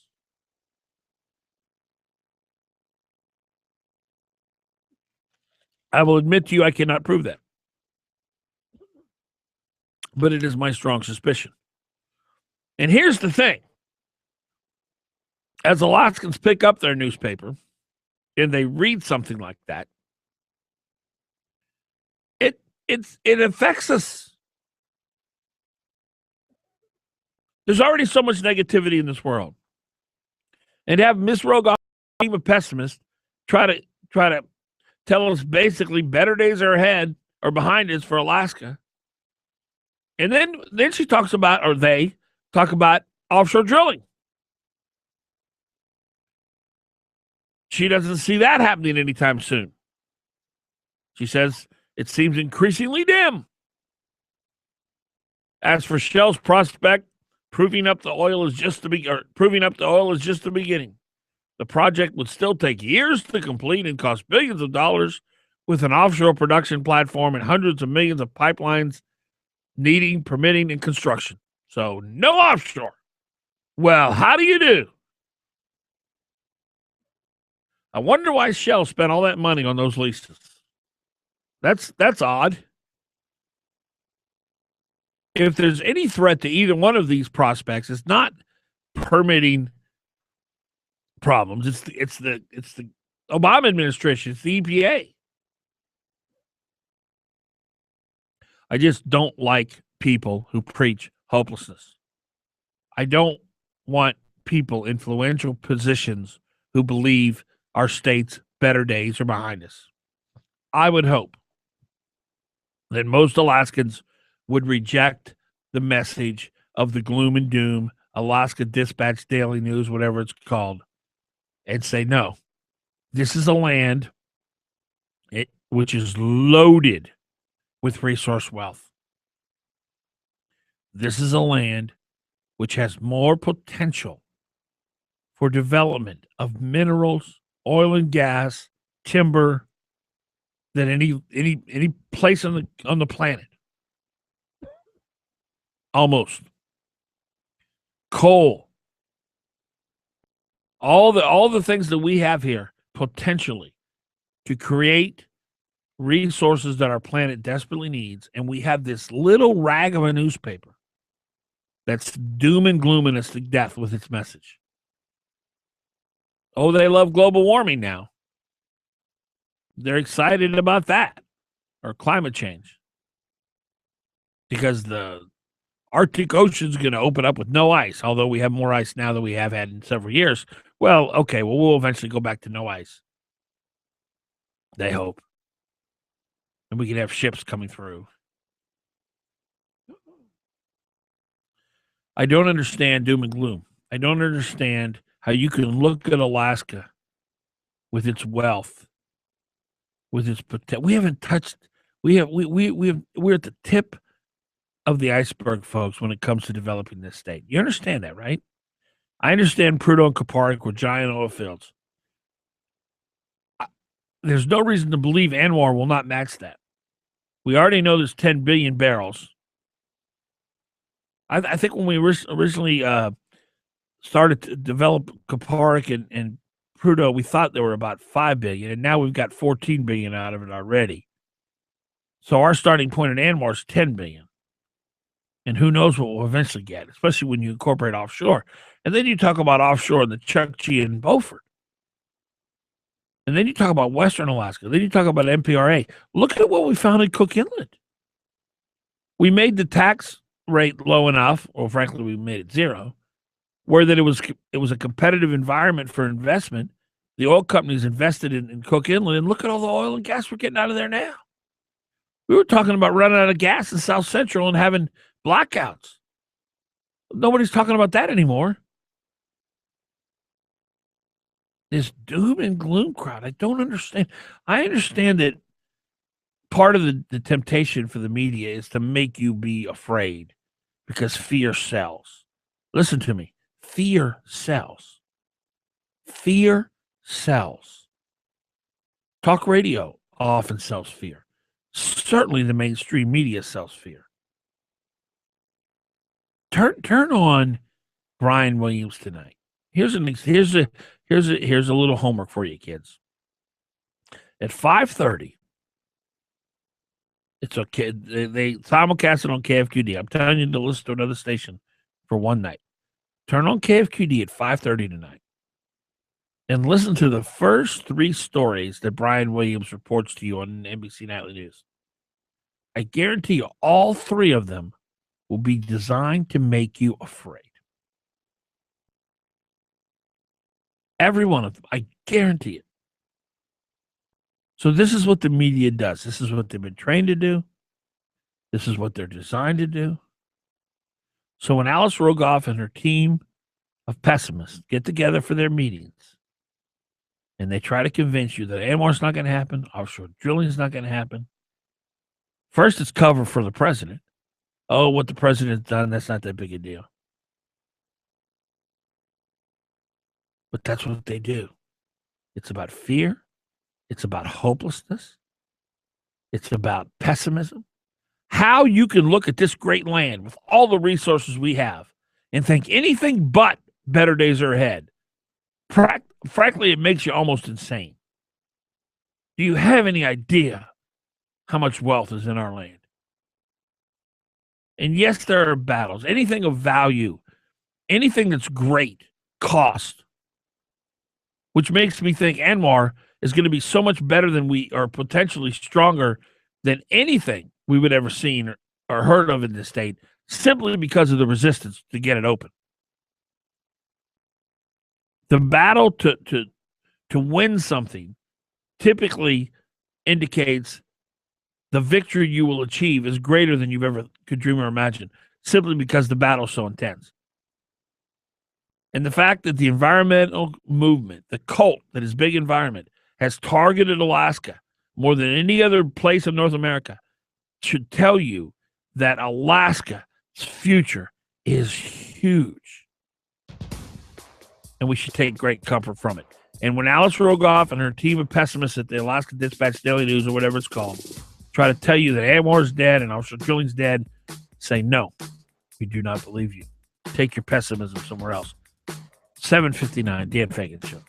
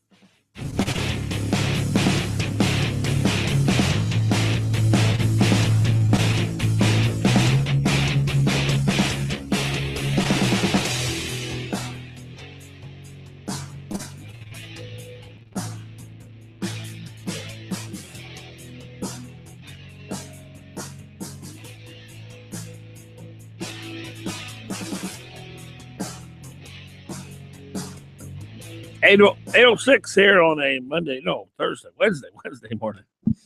Wednesday morning, 28th day of January, 2015. Dan Fagan Show, broadcasting on KOAN, 95.1 FM, 1080 AM in Anchorage, out in the valley. KVNT, 92.5 FM, 1020 AM. We're also streaming live, danfaganshow.us. You can watch us there on the internet, and we podcast the show, video and audio there, danfagan.us. Email me, danfaganshow, icloud.com. And our number, 569-1080, 569-1080. Happy to welcome to the broadcast Corey Ray, who is with the Alaska Cannabis Institute. Corey, how are you? Doing well, Dan. Thanks for having me again. I appreciate it. And my pleasure. Appreciate you calling in. The ordinance last night, which passed unanimously by the Anchorage Assembly, basically says you can't smoke pot in public places. My question is, and I was unclear by Susanna's Caldwell story this morning in the ADN, will there be places where you can smoke pot if these particular places are permitted or approved by the city? Correct. So okay. The Assembly actually made an amendment, and they actually put language in there to allow for permits, to allow private businesses or businesses to allow for areas in which people can consume cannabis. And they also put in some language in which they're going to review it again within the next 12 months, so by February 24, 2016. Are you happy with this ordinance? You know what? I think I am. I'm pretty pleased. My position and the ACI's position is that to create what we want, which is to not have people consuming cannabis in public spaces, right, like parks and the streets, we need to give them venues and spaces where they can go behind closed doors and consume out of view of the public. And cannabis cafes, vapor lounges, dab bars, social clubs that allow for, consuming cannabis, we think that will help achieve the goal of keeping cannabis out of the public, out of the parks, out of the state parks, out of the streets. And the whole purpose of keeping it out of public places is because it is secondhand smoke. You can pick it up, and unlike if you drank a beer in a park. And I think, you just want to, monitor, you want to, as a society, be able to allow people to do what they want, but also be able to champion certain behaviors and allow people to still engage in other behaviors that, as a society, you may not want to promote. So how have they set up the criteria as far as these places where you'll go be able to smoke pot? Is it going to be like getting a liquor license, only you'll be getting a pot license, or how's that going to work? So the Assembly hasn't set up the process yet, the permitting process. So they've established essentially that, there'll be a permit that one could apply for, but they haven't pretty much laid out the steps that an entrepreneur would take or a business person would take to get that permit.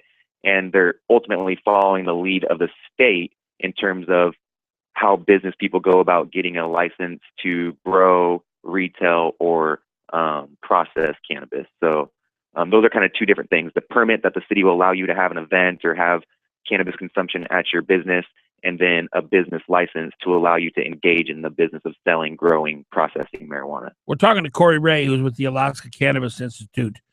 How many of these pot places, I don't know, they're not really bars. What would you call a place that you go smoke pot, by the way?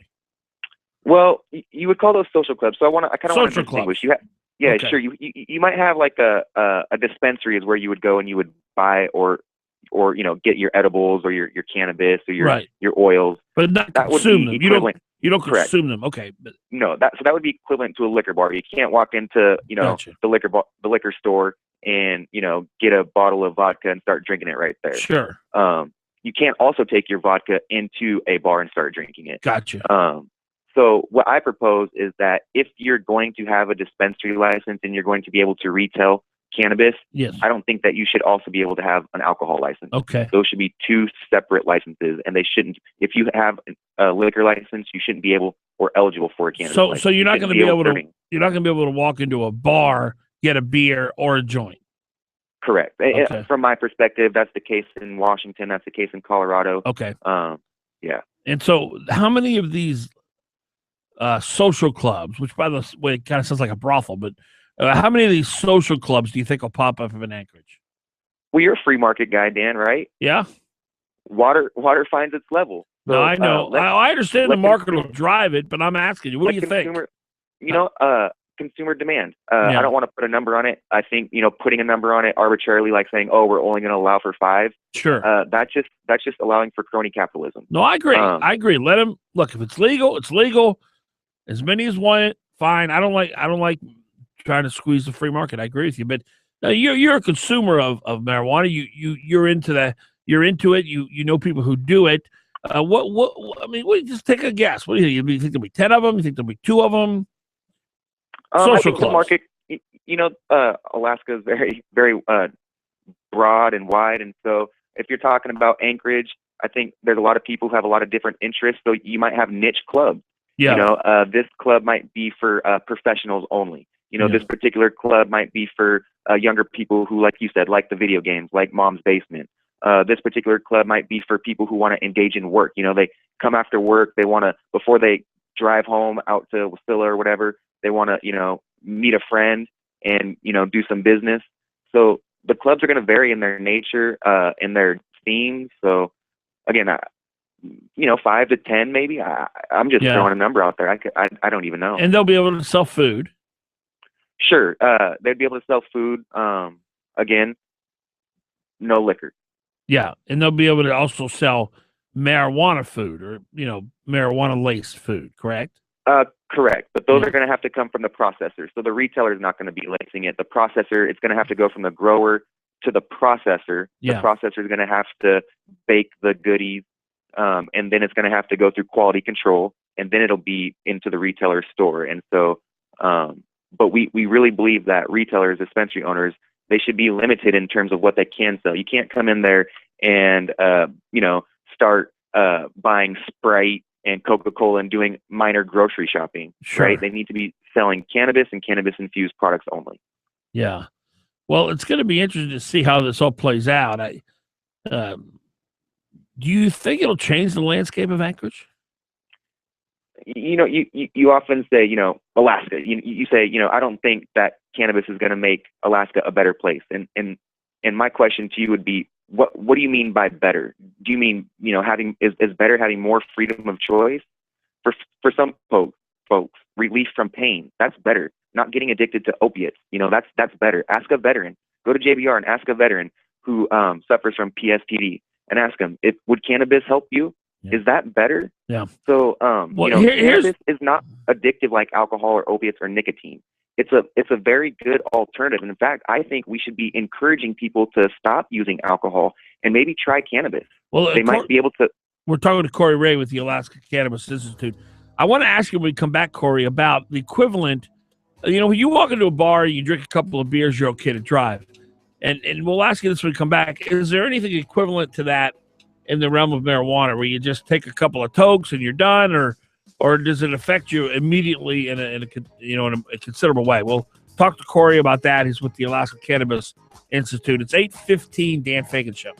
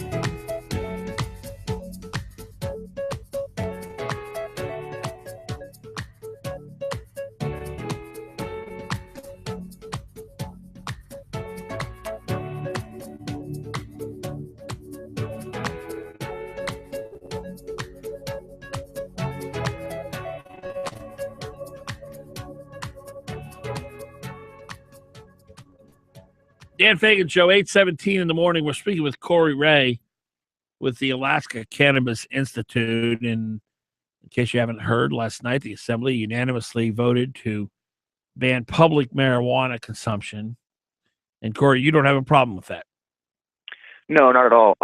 Well, they didn't necessarily ban public marijuana consumption outright. They did allow for a permitting process where folks, business owners, would be able to apply for a permit to allow people to use cannabis or consume cannabis in that designated or permitted area. And we think that's the proper approach, because if the goal is to keep cannabis consumption out of parks and public spaces, then we need to give folks an alternative, a way to comply with the law. Otherwise, they're just going to go use it in the streets, outside, in the park. So I think it's very prudent.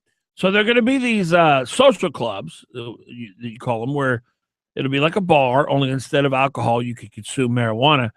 Is it possible to consume marijuana in moderation to where it does not affect your ability to drive like it is alcohol? Absolutely. So kind of the way that I chalk it up is there's 3 different stages of smoking cannabis or using cannabis. First, you get buzzed. The next level would be you get high.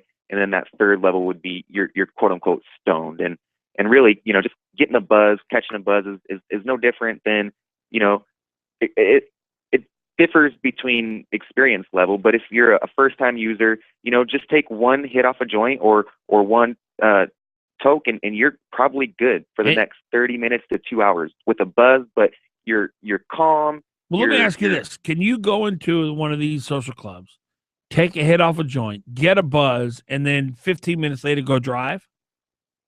And again, depending on each person's experience. If this was a first-time user, hey, sit down, take it easy, drink some water. How do you feel? How long will it take for that buzz to wear off? For the first-time user, I would say anywhere from an hour to 2 hours if they're smoking it. Now, but there's also going to be smoke in the room, right? Marijuana. I mean, I'm assuming you're going to smell pot. You don't even have to take the hit off the joint. Aren't you going to get high just walking into the place? No, I mean that's a ludicrous accusation that you just get stoned by being in a room with a bunch of smoke. If you've ever, I don't smoke cigarettes. I've done it one time and it made me sick. I don't like cigarettes. So the secondhand smoke, I don't get high off of cigarette smoke like I would if I were to smoke a cigarette for the first time off the nicotine. So you're telling me that if there's a bunch of people in a room smoking pot and there's pot in the room because you got to exhale, that's not going to get you high?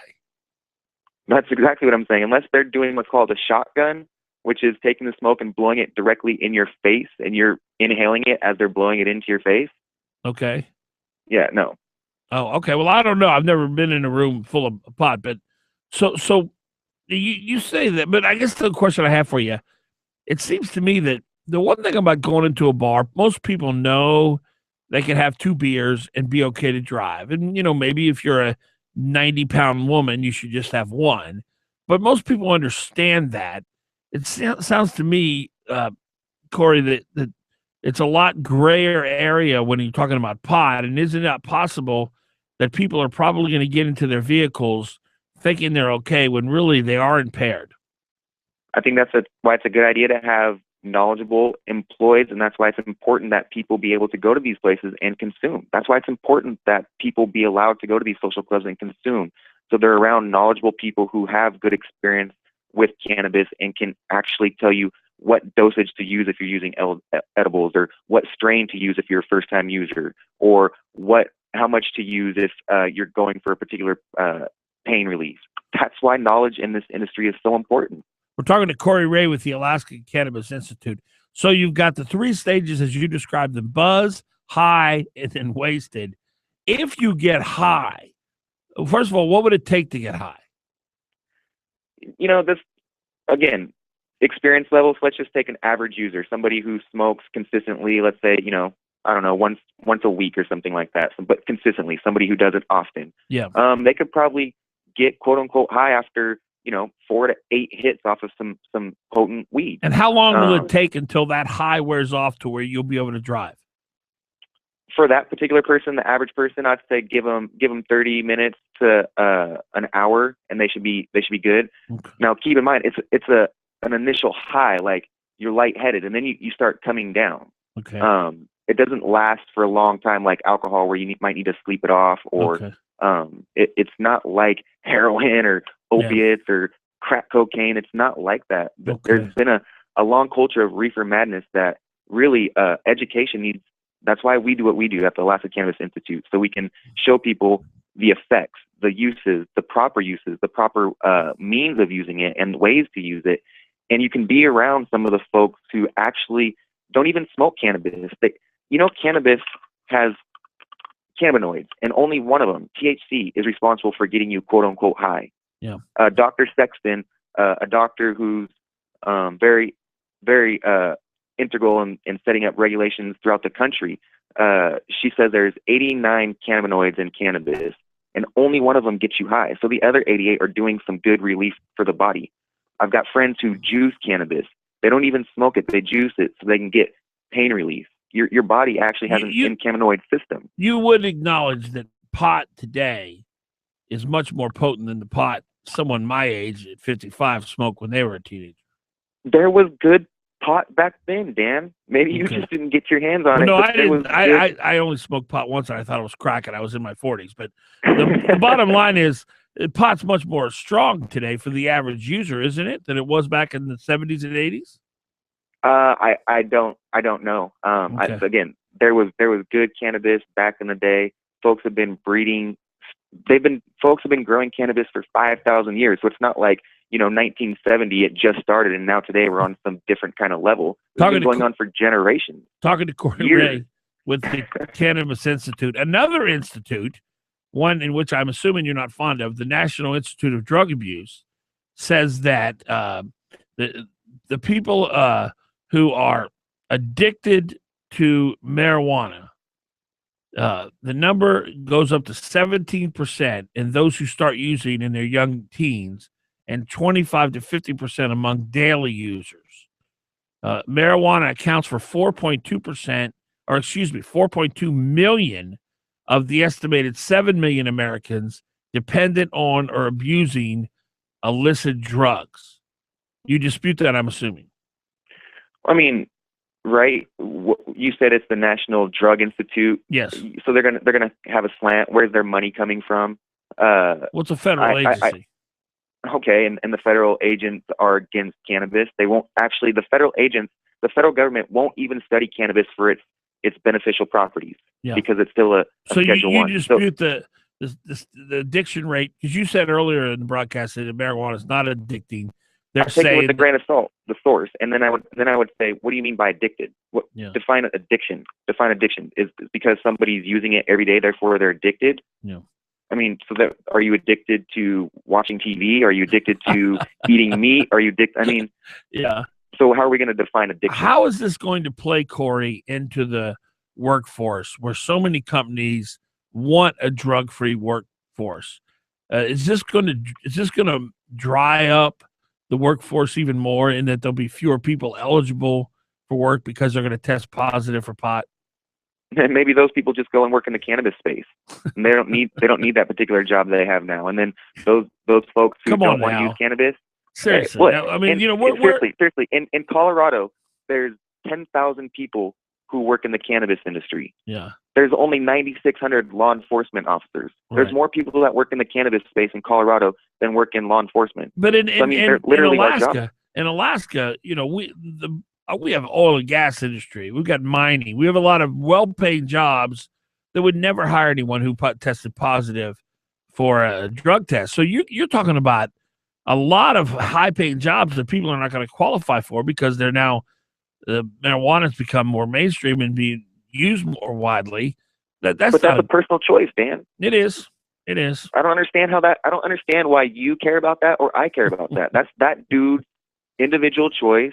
When you leave the station today, I'm happy that you had me on, but really what you do in your privacy is not my business. Let me ask you this then, and I agree with you on that. I cannot dispute that. Do you think a person is better off smoking pot every day or not smoking pot every day? Now, I'm not talking about personal choice. Better off. I think if that person is suffering from pain. No, I'm not talking about that. I'm not talking about somebody who's why? Because that person doesn't count? No. I'm talking about the average person who smokes pot just because they don't want to deal with life, because they want to medicate themselves emotionally. Do you think that person's better off smoking pot every day or not smoking pot every day? You said the average person who doesn't want to deal with life and has daily struggles like you and I and wants to just get a break from reality for 30 minutes to 2 hours every afterwards. day. Do I think they're better off using cannabis and alcohol?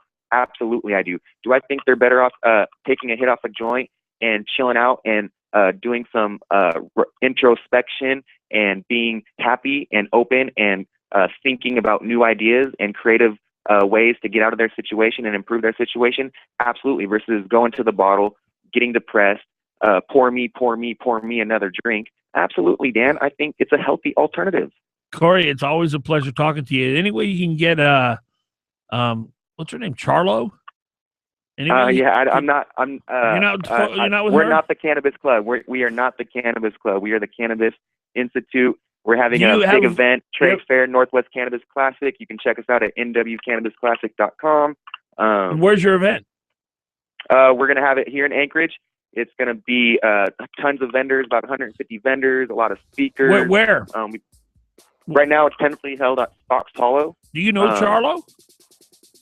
I know Charlo. Yeah. Well, ask her to come on the show for us. Well, I've already put a request in. She won't respond. She's better media. She's got better media skills than I do, so I'm sure there's a reason why she's not coming on. She probably got your request. Corey, it's a pleasure. Thanks so much, man. Dan, I appreciate it. All right, it's Corey Ray, Alaska Cannabis Institute. 8:30.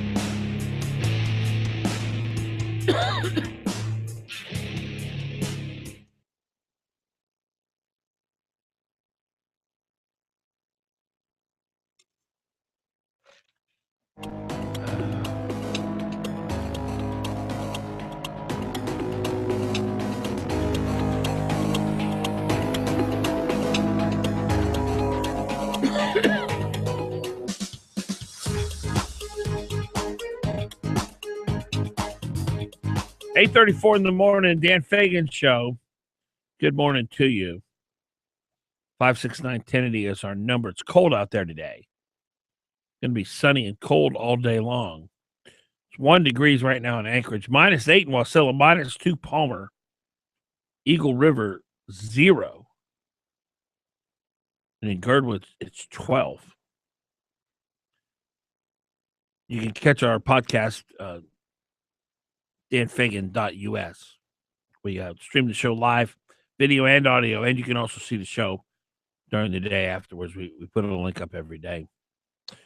Robert Dillon, known as R.A. Dillon, is Communications Director for U.S. Senate Energy and Natural Resources Committee and a senior advisor to Senator Murkowski. He joins us now from Washington, D.C.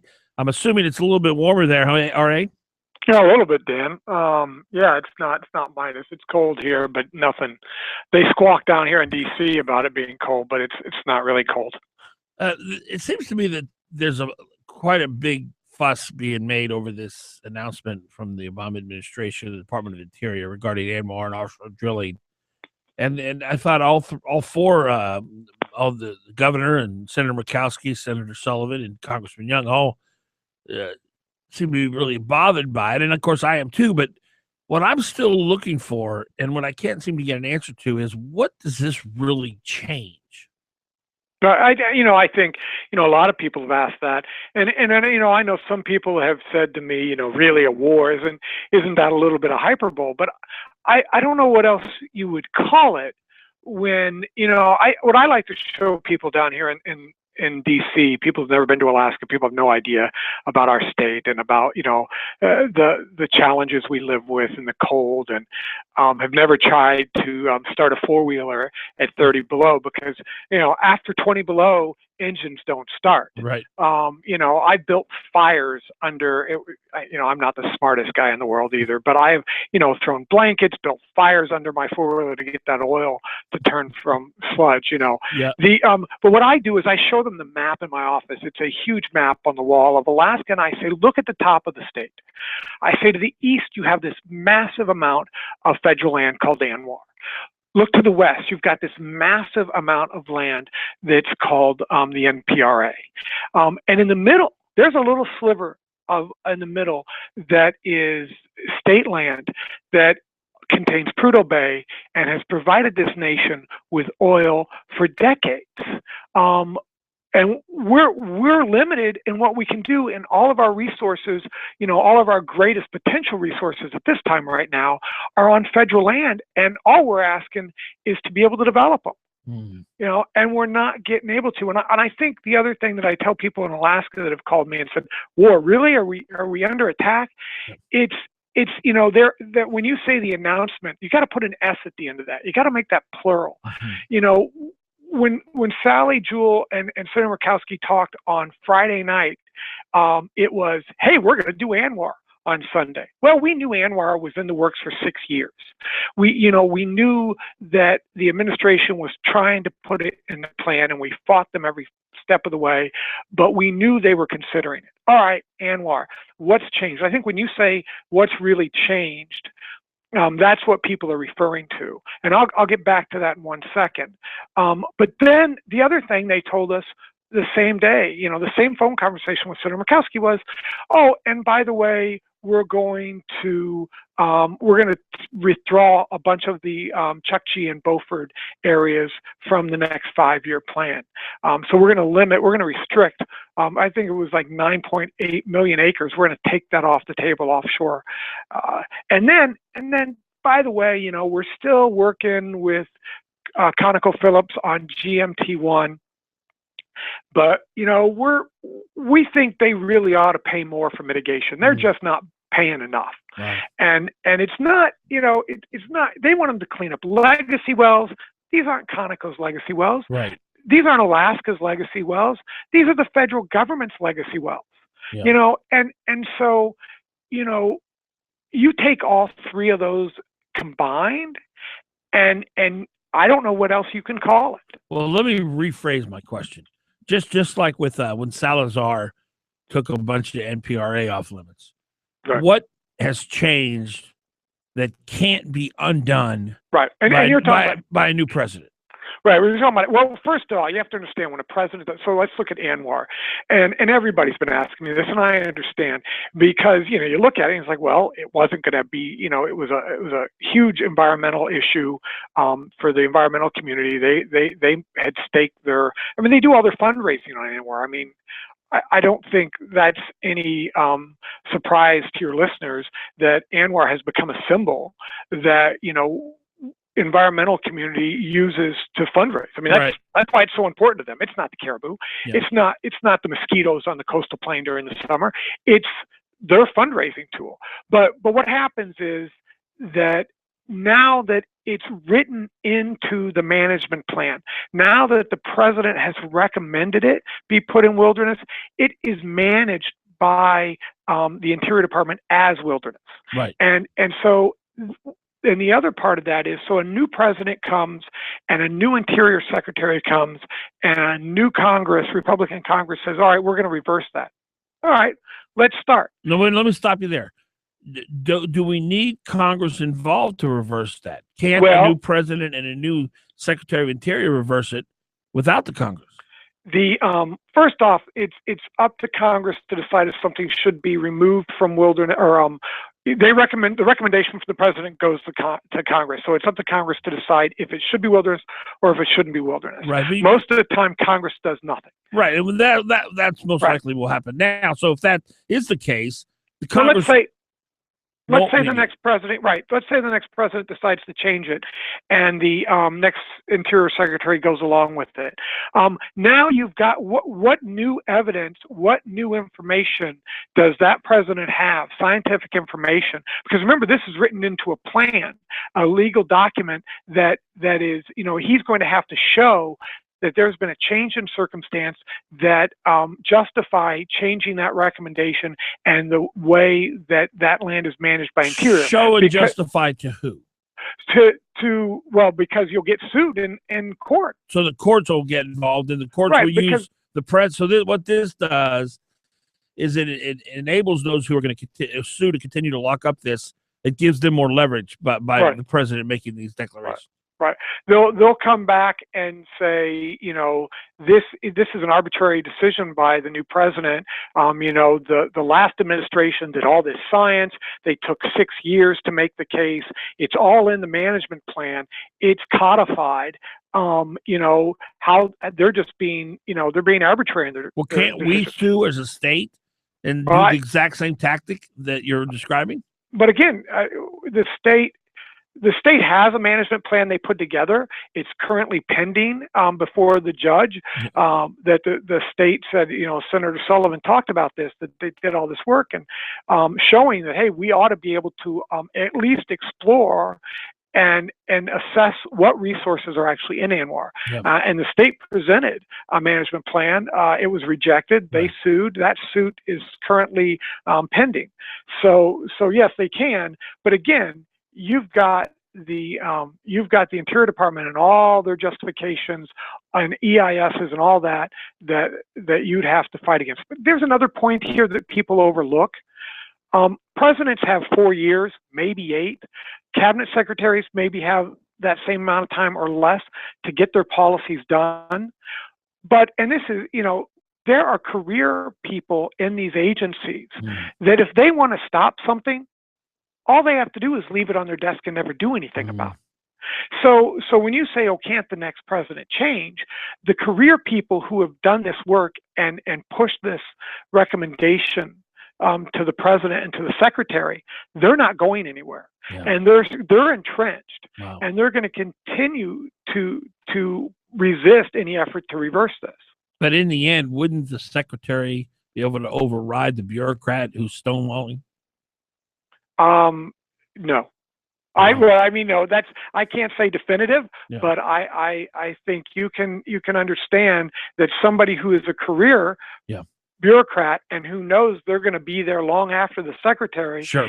If they want to resist, that's their right. And they have their ways. Not their right, but they know the system better than the secretary because they've been doing it forever.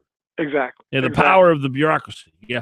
Well, Dylan, I appreciate that. That's that answers my question. I've not been able to get an answer to it, so it is a big deal, and I appreciate the Senator Murkowski joining in on the on the cry, making people aware of it. Thanks so much for giving us some of your time this morning.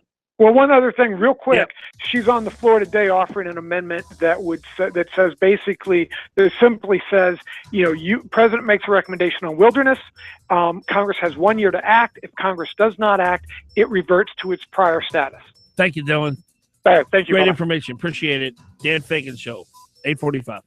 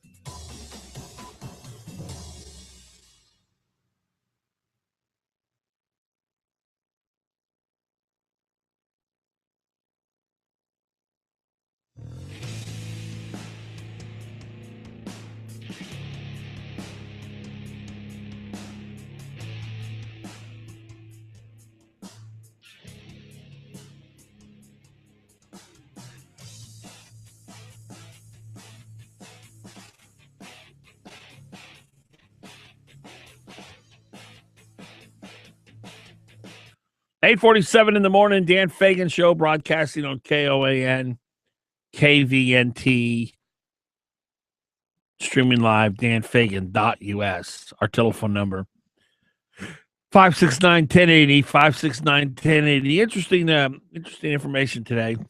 Lots of stuff we covered. I thought it was noteworthy that the Assembly last night unanimously voted to ban smoking pot in public, meaning public places, but they still have these what we call social clubs, according to the Alaska Cannabis Institute, where you can go smoke pot and eat your pot brownies.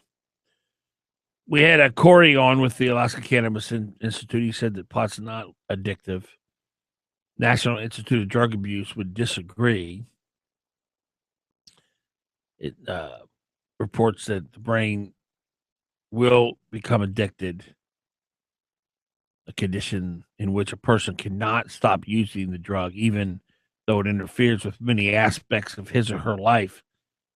9% of people who use marijuana will become dependent on it. 9%. I don't know what it is with alcohol. That's interesting. I wonder what the comparison is. The number goes up to 17% for those who start using young in their teens. Now, folks, that's alarming. And I understand when we legalized pot, we did not legalize it for 18 and unders. But marijuana use among teenagers today is huge, very common, and up to 17%. Almost 1 in 5 will become addicted to it. 25 to 50% will become addicted to it among daily users. 25 to 50%. If you start smoking pot every day, and again, my experience in life is everyone I know who smokes pot, they smoke it every day that I know of. Now, I may have had people that I don't have, my friends don't smoke pot that I'm aware of, but, maybe they do. Who knows? They don't tell me. Well, they don't tell me if they do. It's not like I go around asking all my friends if they smoke pot, but I think I would know if any of my close friends were regular pot users. But the people that I've worked with through the years who did smoke pot, smoked it every day that I was aware of. And it says up to 50% of those folks are addicted. There are 6.9 million Americans dependent on illegal drugs in this country. More than half, 4.2%, are pot users, are addicted to pot. So pot makes up 4.2 million of the 6.9 Americans dependent on an illicit drug. That's significant. That's a significant number. Marijuana addiction is linked to a mind withdrawal syndrome. Frequent marijuana users often report irritability, mood, and sleep difficulties, decreased appetite, cravings, restlessness, and or various forms of physical discomfort that peak within the first week after quitting and last up to 2 weeks. Marijuana potency has steadily increased over the past few decades. Listen to this now. In the early 1990s, the average THC content in cannabis samples were about 3.7% for marijuana and 7.5% for sinsemilla, a higher potency marijuana from specially tended female plants. In 2013, it was 9.6% for marijuana and 16% for sinsemilla. Also, newly popular methods of smoking or eating THC-rich hash oil extracted from the marijuana plant, this is called dabbing, may deliver very high levels of THC to the user. The average marijuana extract contains over 50% THC, with some examples exceeding 80%. This is like that Everclear stuff they sell in the liquor store. These trends raise concerns that the consequences of marijuana could be worse than in the past, particularly among new users or in young people whose brains are still developing.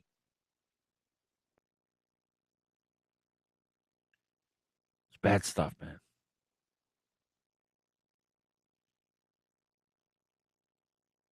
Bad stuff. Much more potent, much more addictive, much stronger. And we're going to increase the use of it. Hey, it's our decision. People can, as a group, individual people can be smart, but as a group, sometimes we can be pretty dumb. That's why I hate the ballot initiative process. There is nothing worse than the ballot initiative process. And our founding fathers knew that, our founding fathers, they set up our republic, our constitutional republic, where that it's not a majority rule kind of deal. Because the majority sometimes are wrong. The majority elected Barack Obama twice. That was obviously a bad decision. And so I don't like the idea of usurping our elected leaders for a majority rule, which is what the ballot initiative process is. Now, I know if you're simple and you don't like to think much and you just you're good on listening to sound bites and believing things on the surface, initiative process sounds great. Let the people have their way. Let the will of the people. But it's so easy to deceive people. For example, with the cruise ship initiative, $100 head talks for everybody comes up here. Well, a simple-minded person would say, yeah, that sounds good. I'll vote for that. Well, what did it end up doing? It ended up driving ships away from Alaska, and our previous governor, Sean Parnell, had to fix it. Because we have to compete. We have to compete for those customers. And just tack an extra $100 per person, per passenger onto the family vacation, that could be a deal killer. And so if you look at things on the surface, the initiative process works perfect. But if you want to get deep into the issue and really think about, okay, if we do that, what will this mean? And if we do that, what will that mean? And how will this affect that? And you go deeper into the process, then the initiative process is flawed. You know, it's so easy to say, let's soak the oil companies. Look at how much profit they're making. Well, we have to compete for the oil company's investment dollar. And this is the thing about the initiative process. It's so easy to fool people. And when you collect the signatures, you know, the gas reserves tax, which was another initiative, which would have been absolutely devastating. The collectors for the signatures for that initiative were saying, hey, you want to get a gas pipeline? Well, sure. Okay, sign here. And people just, they're coming out of Walmart. What do they know? Yeah, I want a gas pipeline. I'll sign there. And the reality is the initiative, the gas initiative would have killed the pipeline or any chance of ever having one, the gas reserves tax. So my suggestion to you is, and this is, what I would like to see the legislature do, is just let's get rid of the initiative process. The problem is the media, which is simple and surface thinking. The media is not very deep. They're not deep thinkers over there in the media. If you were to try to get rid of the initiative process legislatively, then the media would come after you and say you're against the will of the people and you're a tyrant. But that's a big deal. We've got to get rid of the initiative process in this state. California has it too. And look at the mess California's in. Some good could come from it now. Now, obviously, I don't know of anything that's good that's come from the initiative process in Alaska, but in California, they lowered property taxes and did a couple other things. But generally, you don't try to govern or legislate by rule of law, by majority rule. Our founding fathers do that better than anybody. Well, here it is, Hump Day. We're so excited about what's going to happen on Monday here on KOAN. Our good friend Glenn Legal Eagle Beagle, will start his own afternoon radio show, 4 to 6 in the afternoon, right here on KOAN. Glenn, of course, a longtime radio talk show host. And you'll be able to hear him right here on KOAN, 4 to 6 in the afternoon. Preceding his broadcast, Joe Miller. That's right, the Joe Miller, former two-time U.S. Senate candidate, will be broadcasting on the Glenn Beagle Show, or right before the Glenn Beagle Show. So you have Joe Miller, Glenn Beagle. I'm here from 6 to 9. And then there's going to be another show that's following me that'll be local. I have not confirmed that it's going to go yet, so I have not been given the green light to announce it, but I believe that it's going to go. So that'll be 4 local shows on one station, by far the most of any other local talk station in town. So we're excited. We're excited about what's going on here at KOAN, and we're glad you found this. We're glad you made us a part of your day. It means a lot to me that you listen. It really does. I know you're listening. We've seen some numbers here that show that we've grown quite a bit in the very short period of time that we've been on the air. That means a lot to me. I'm honored to be here. It's just such a privilege. It's such a privilege to be able to come into this studio every morning and speak to you heart to heart and talk about what's going on. And I do not take that lightly. I do not take that for granted. And again, my heartfelt thank you for listening. Cold today, sunny, but cold. We'll see you tomorrow morning, 6 a.m. Dan Fagan Show.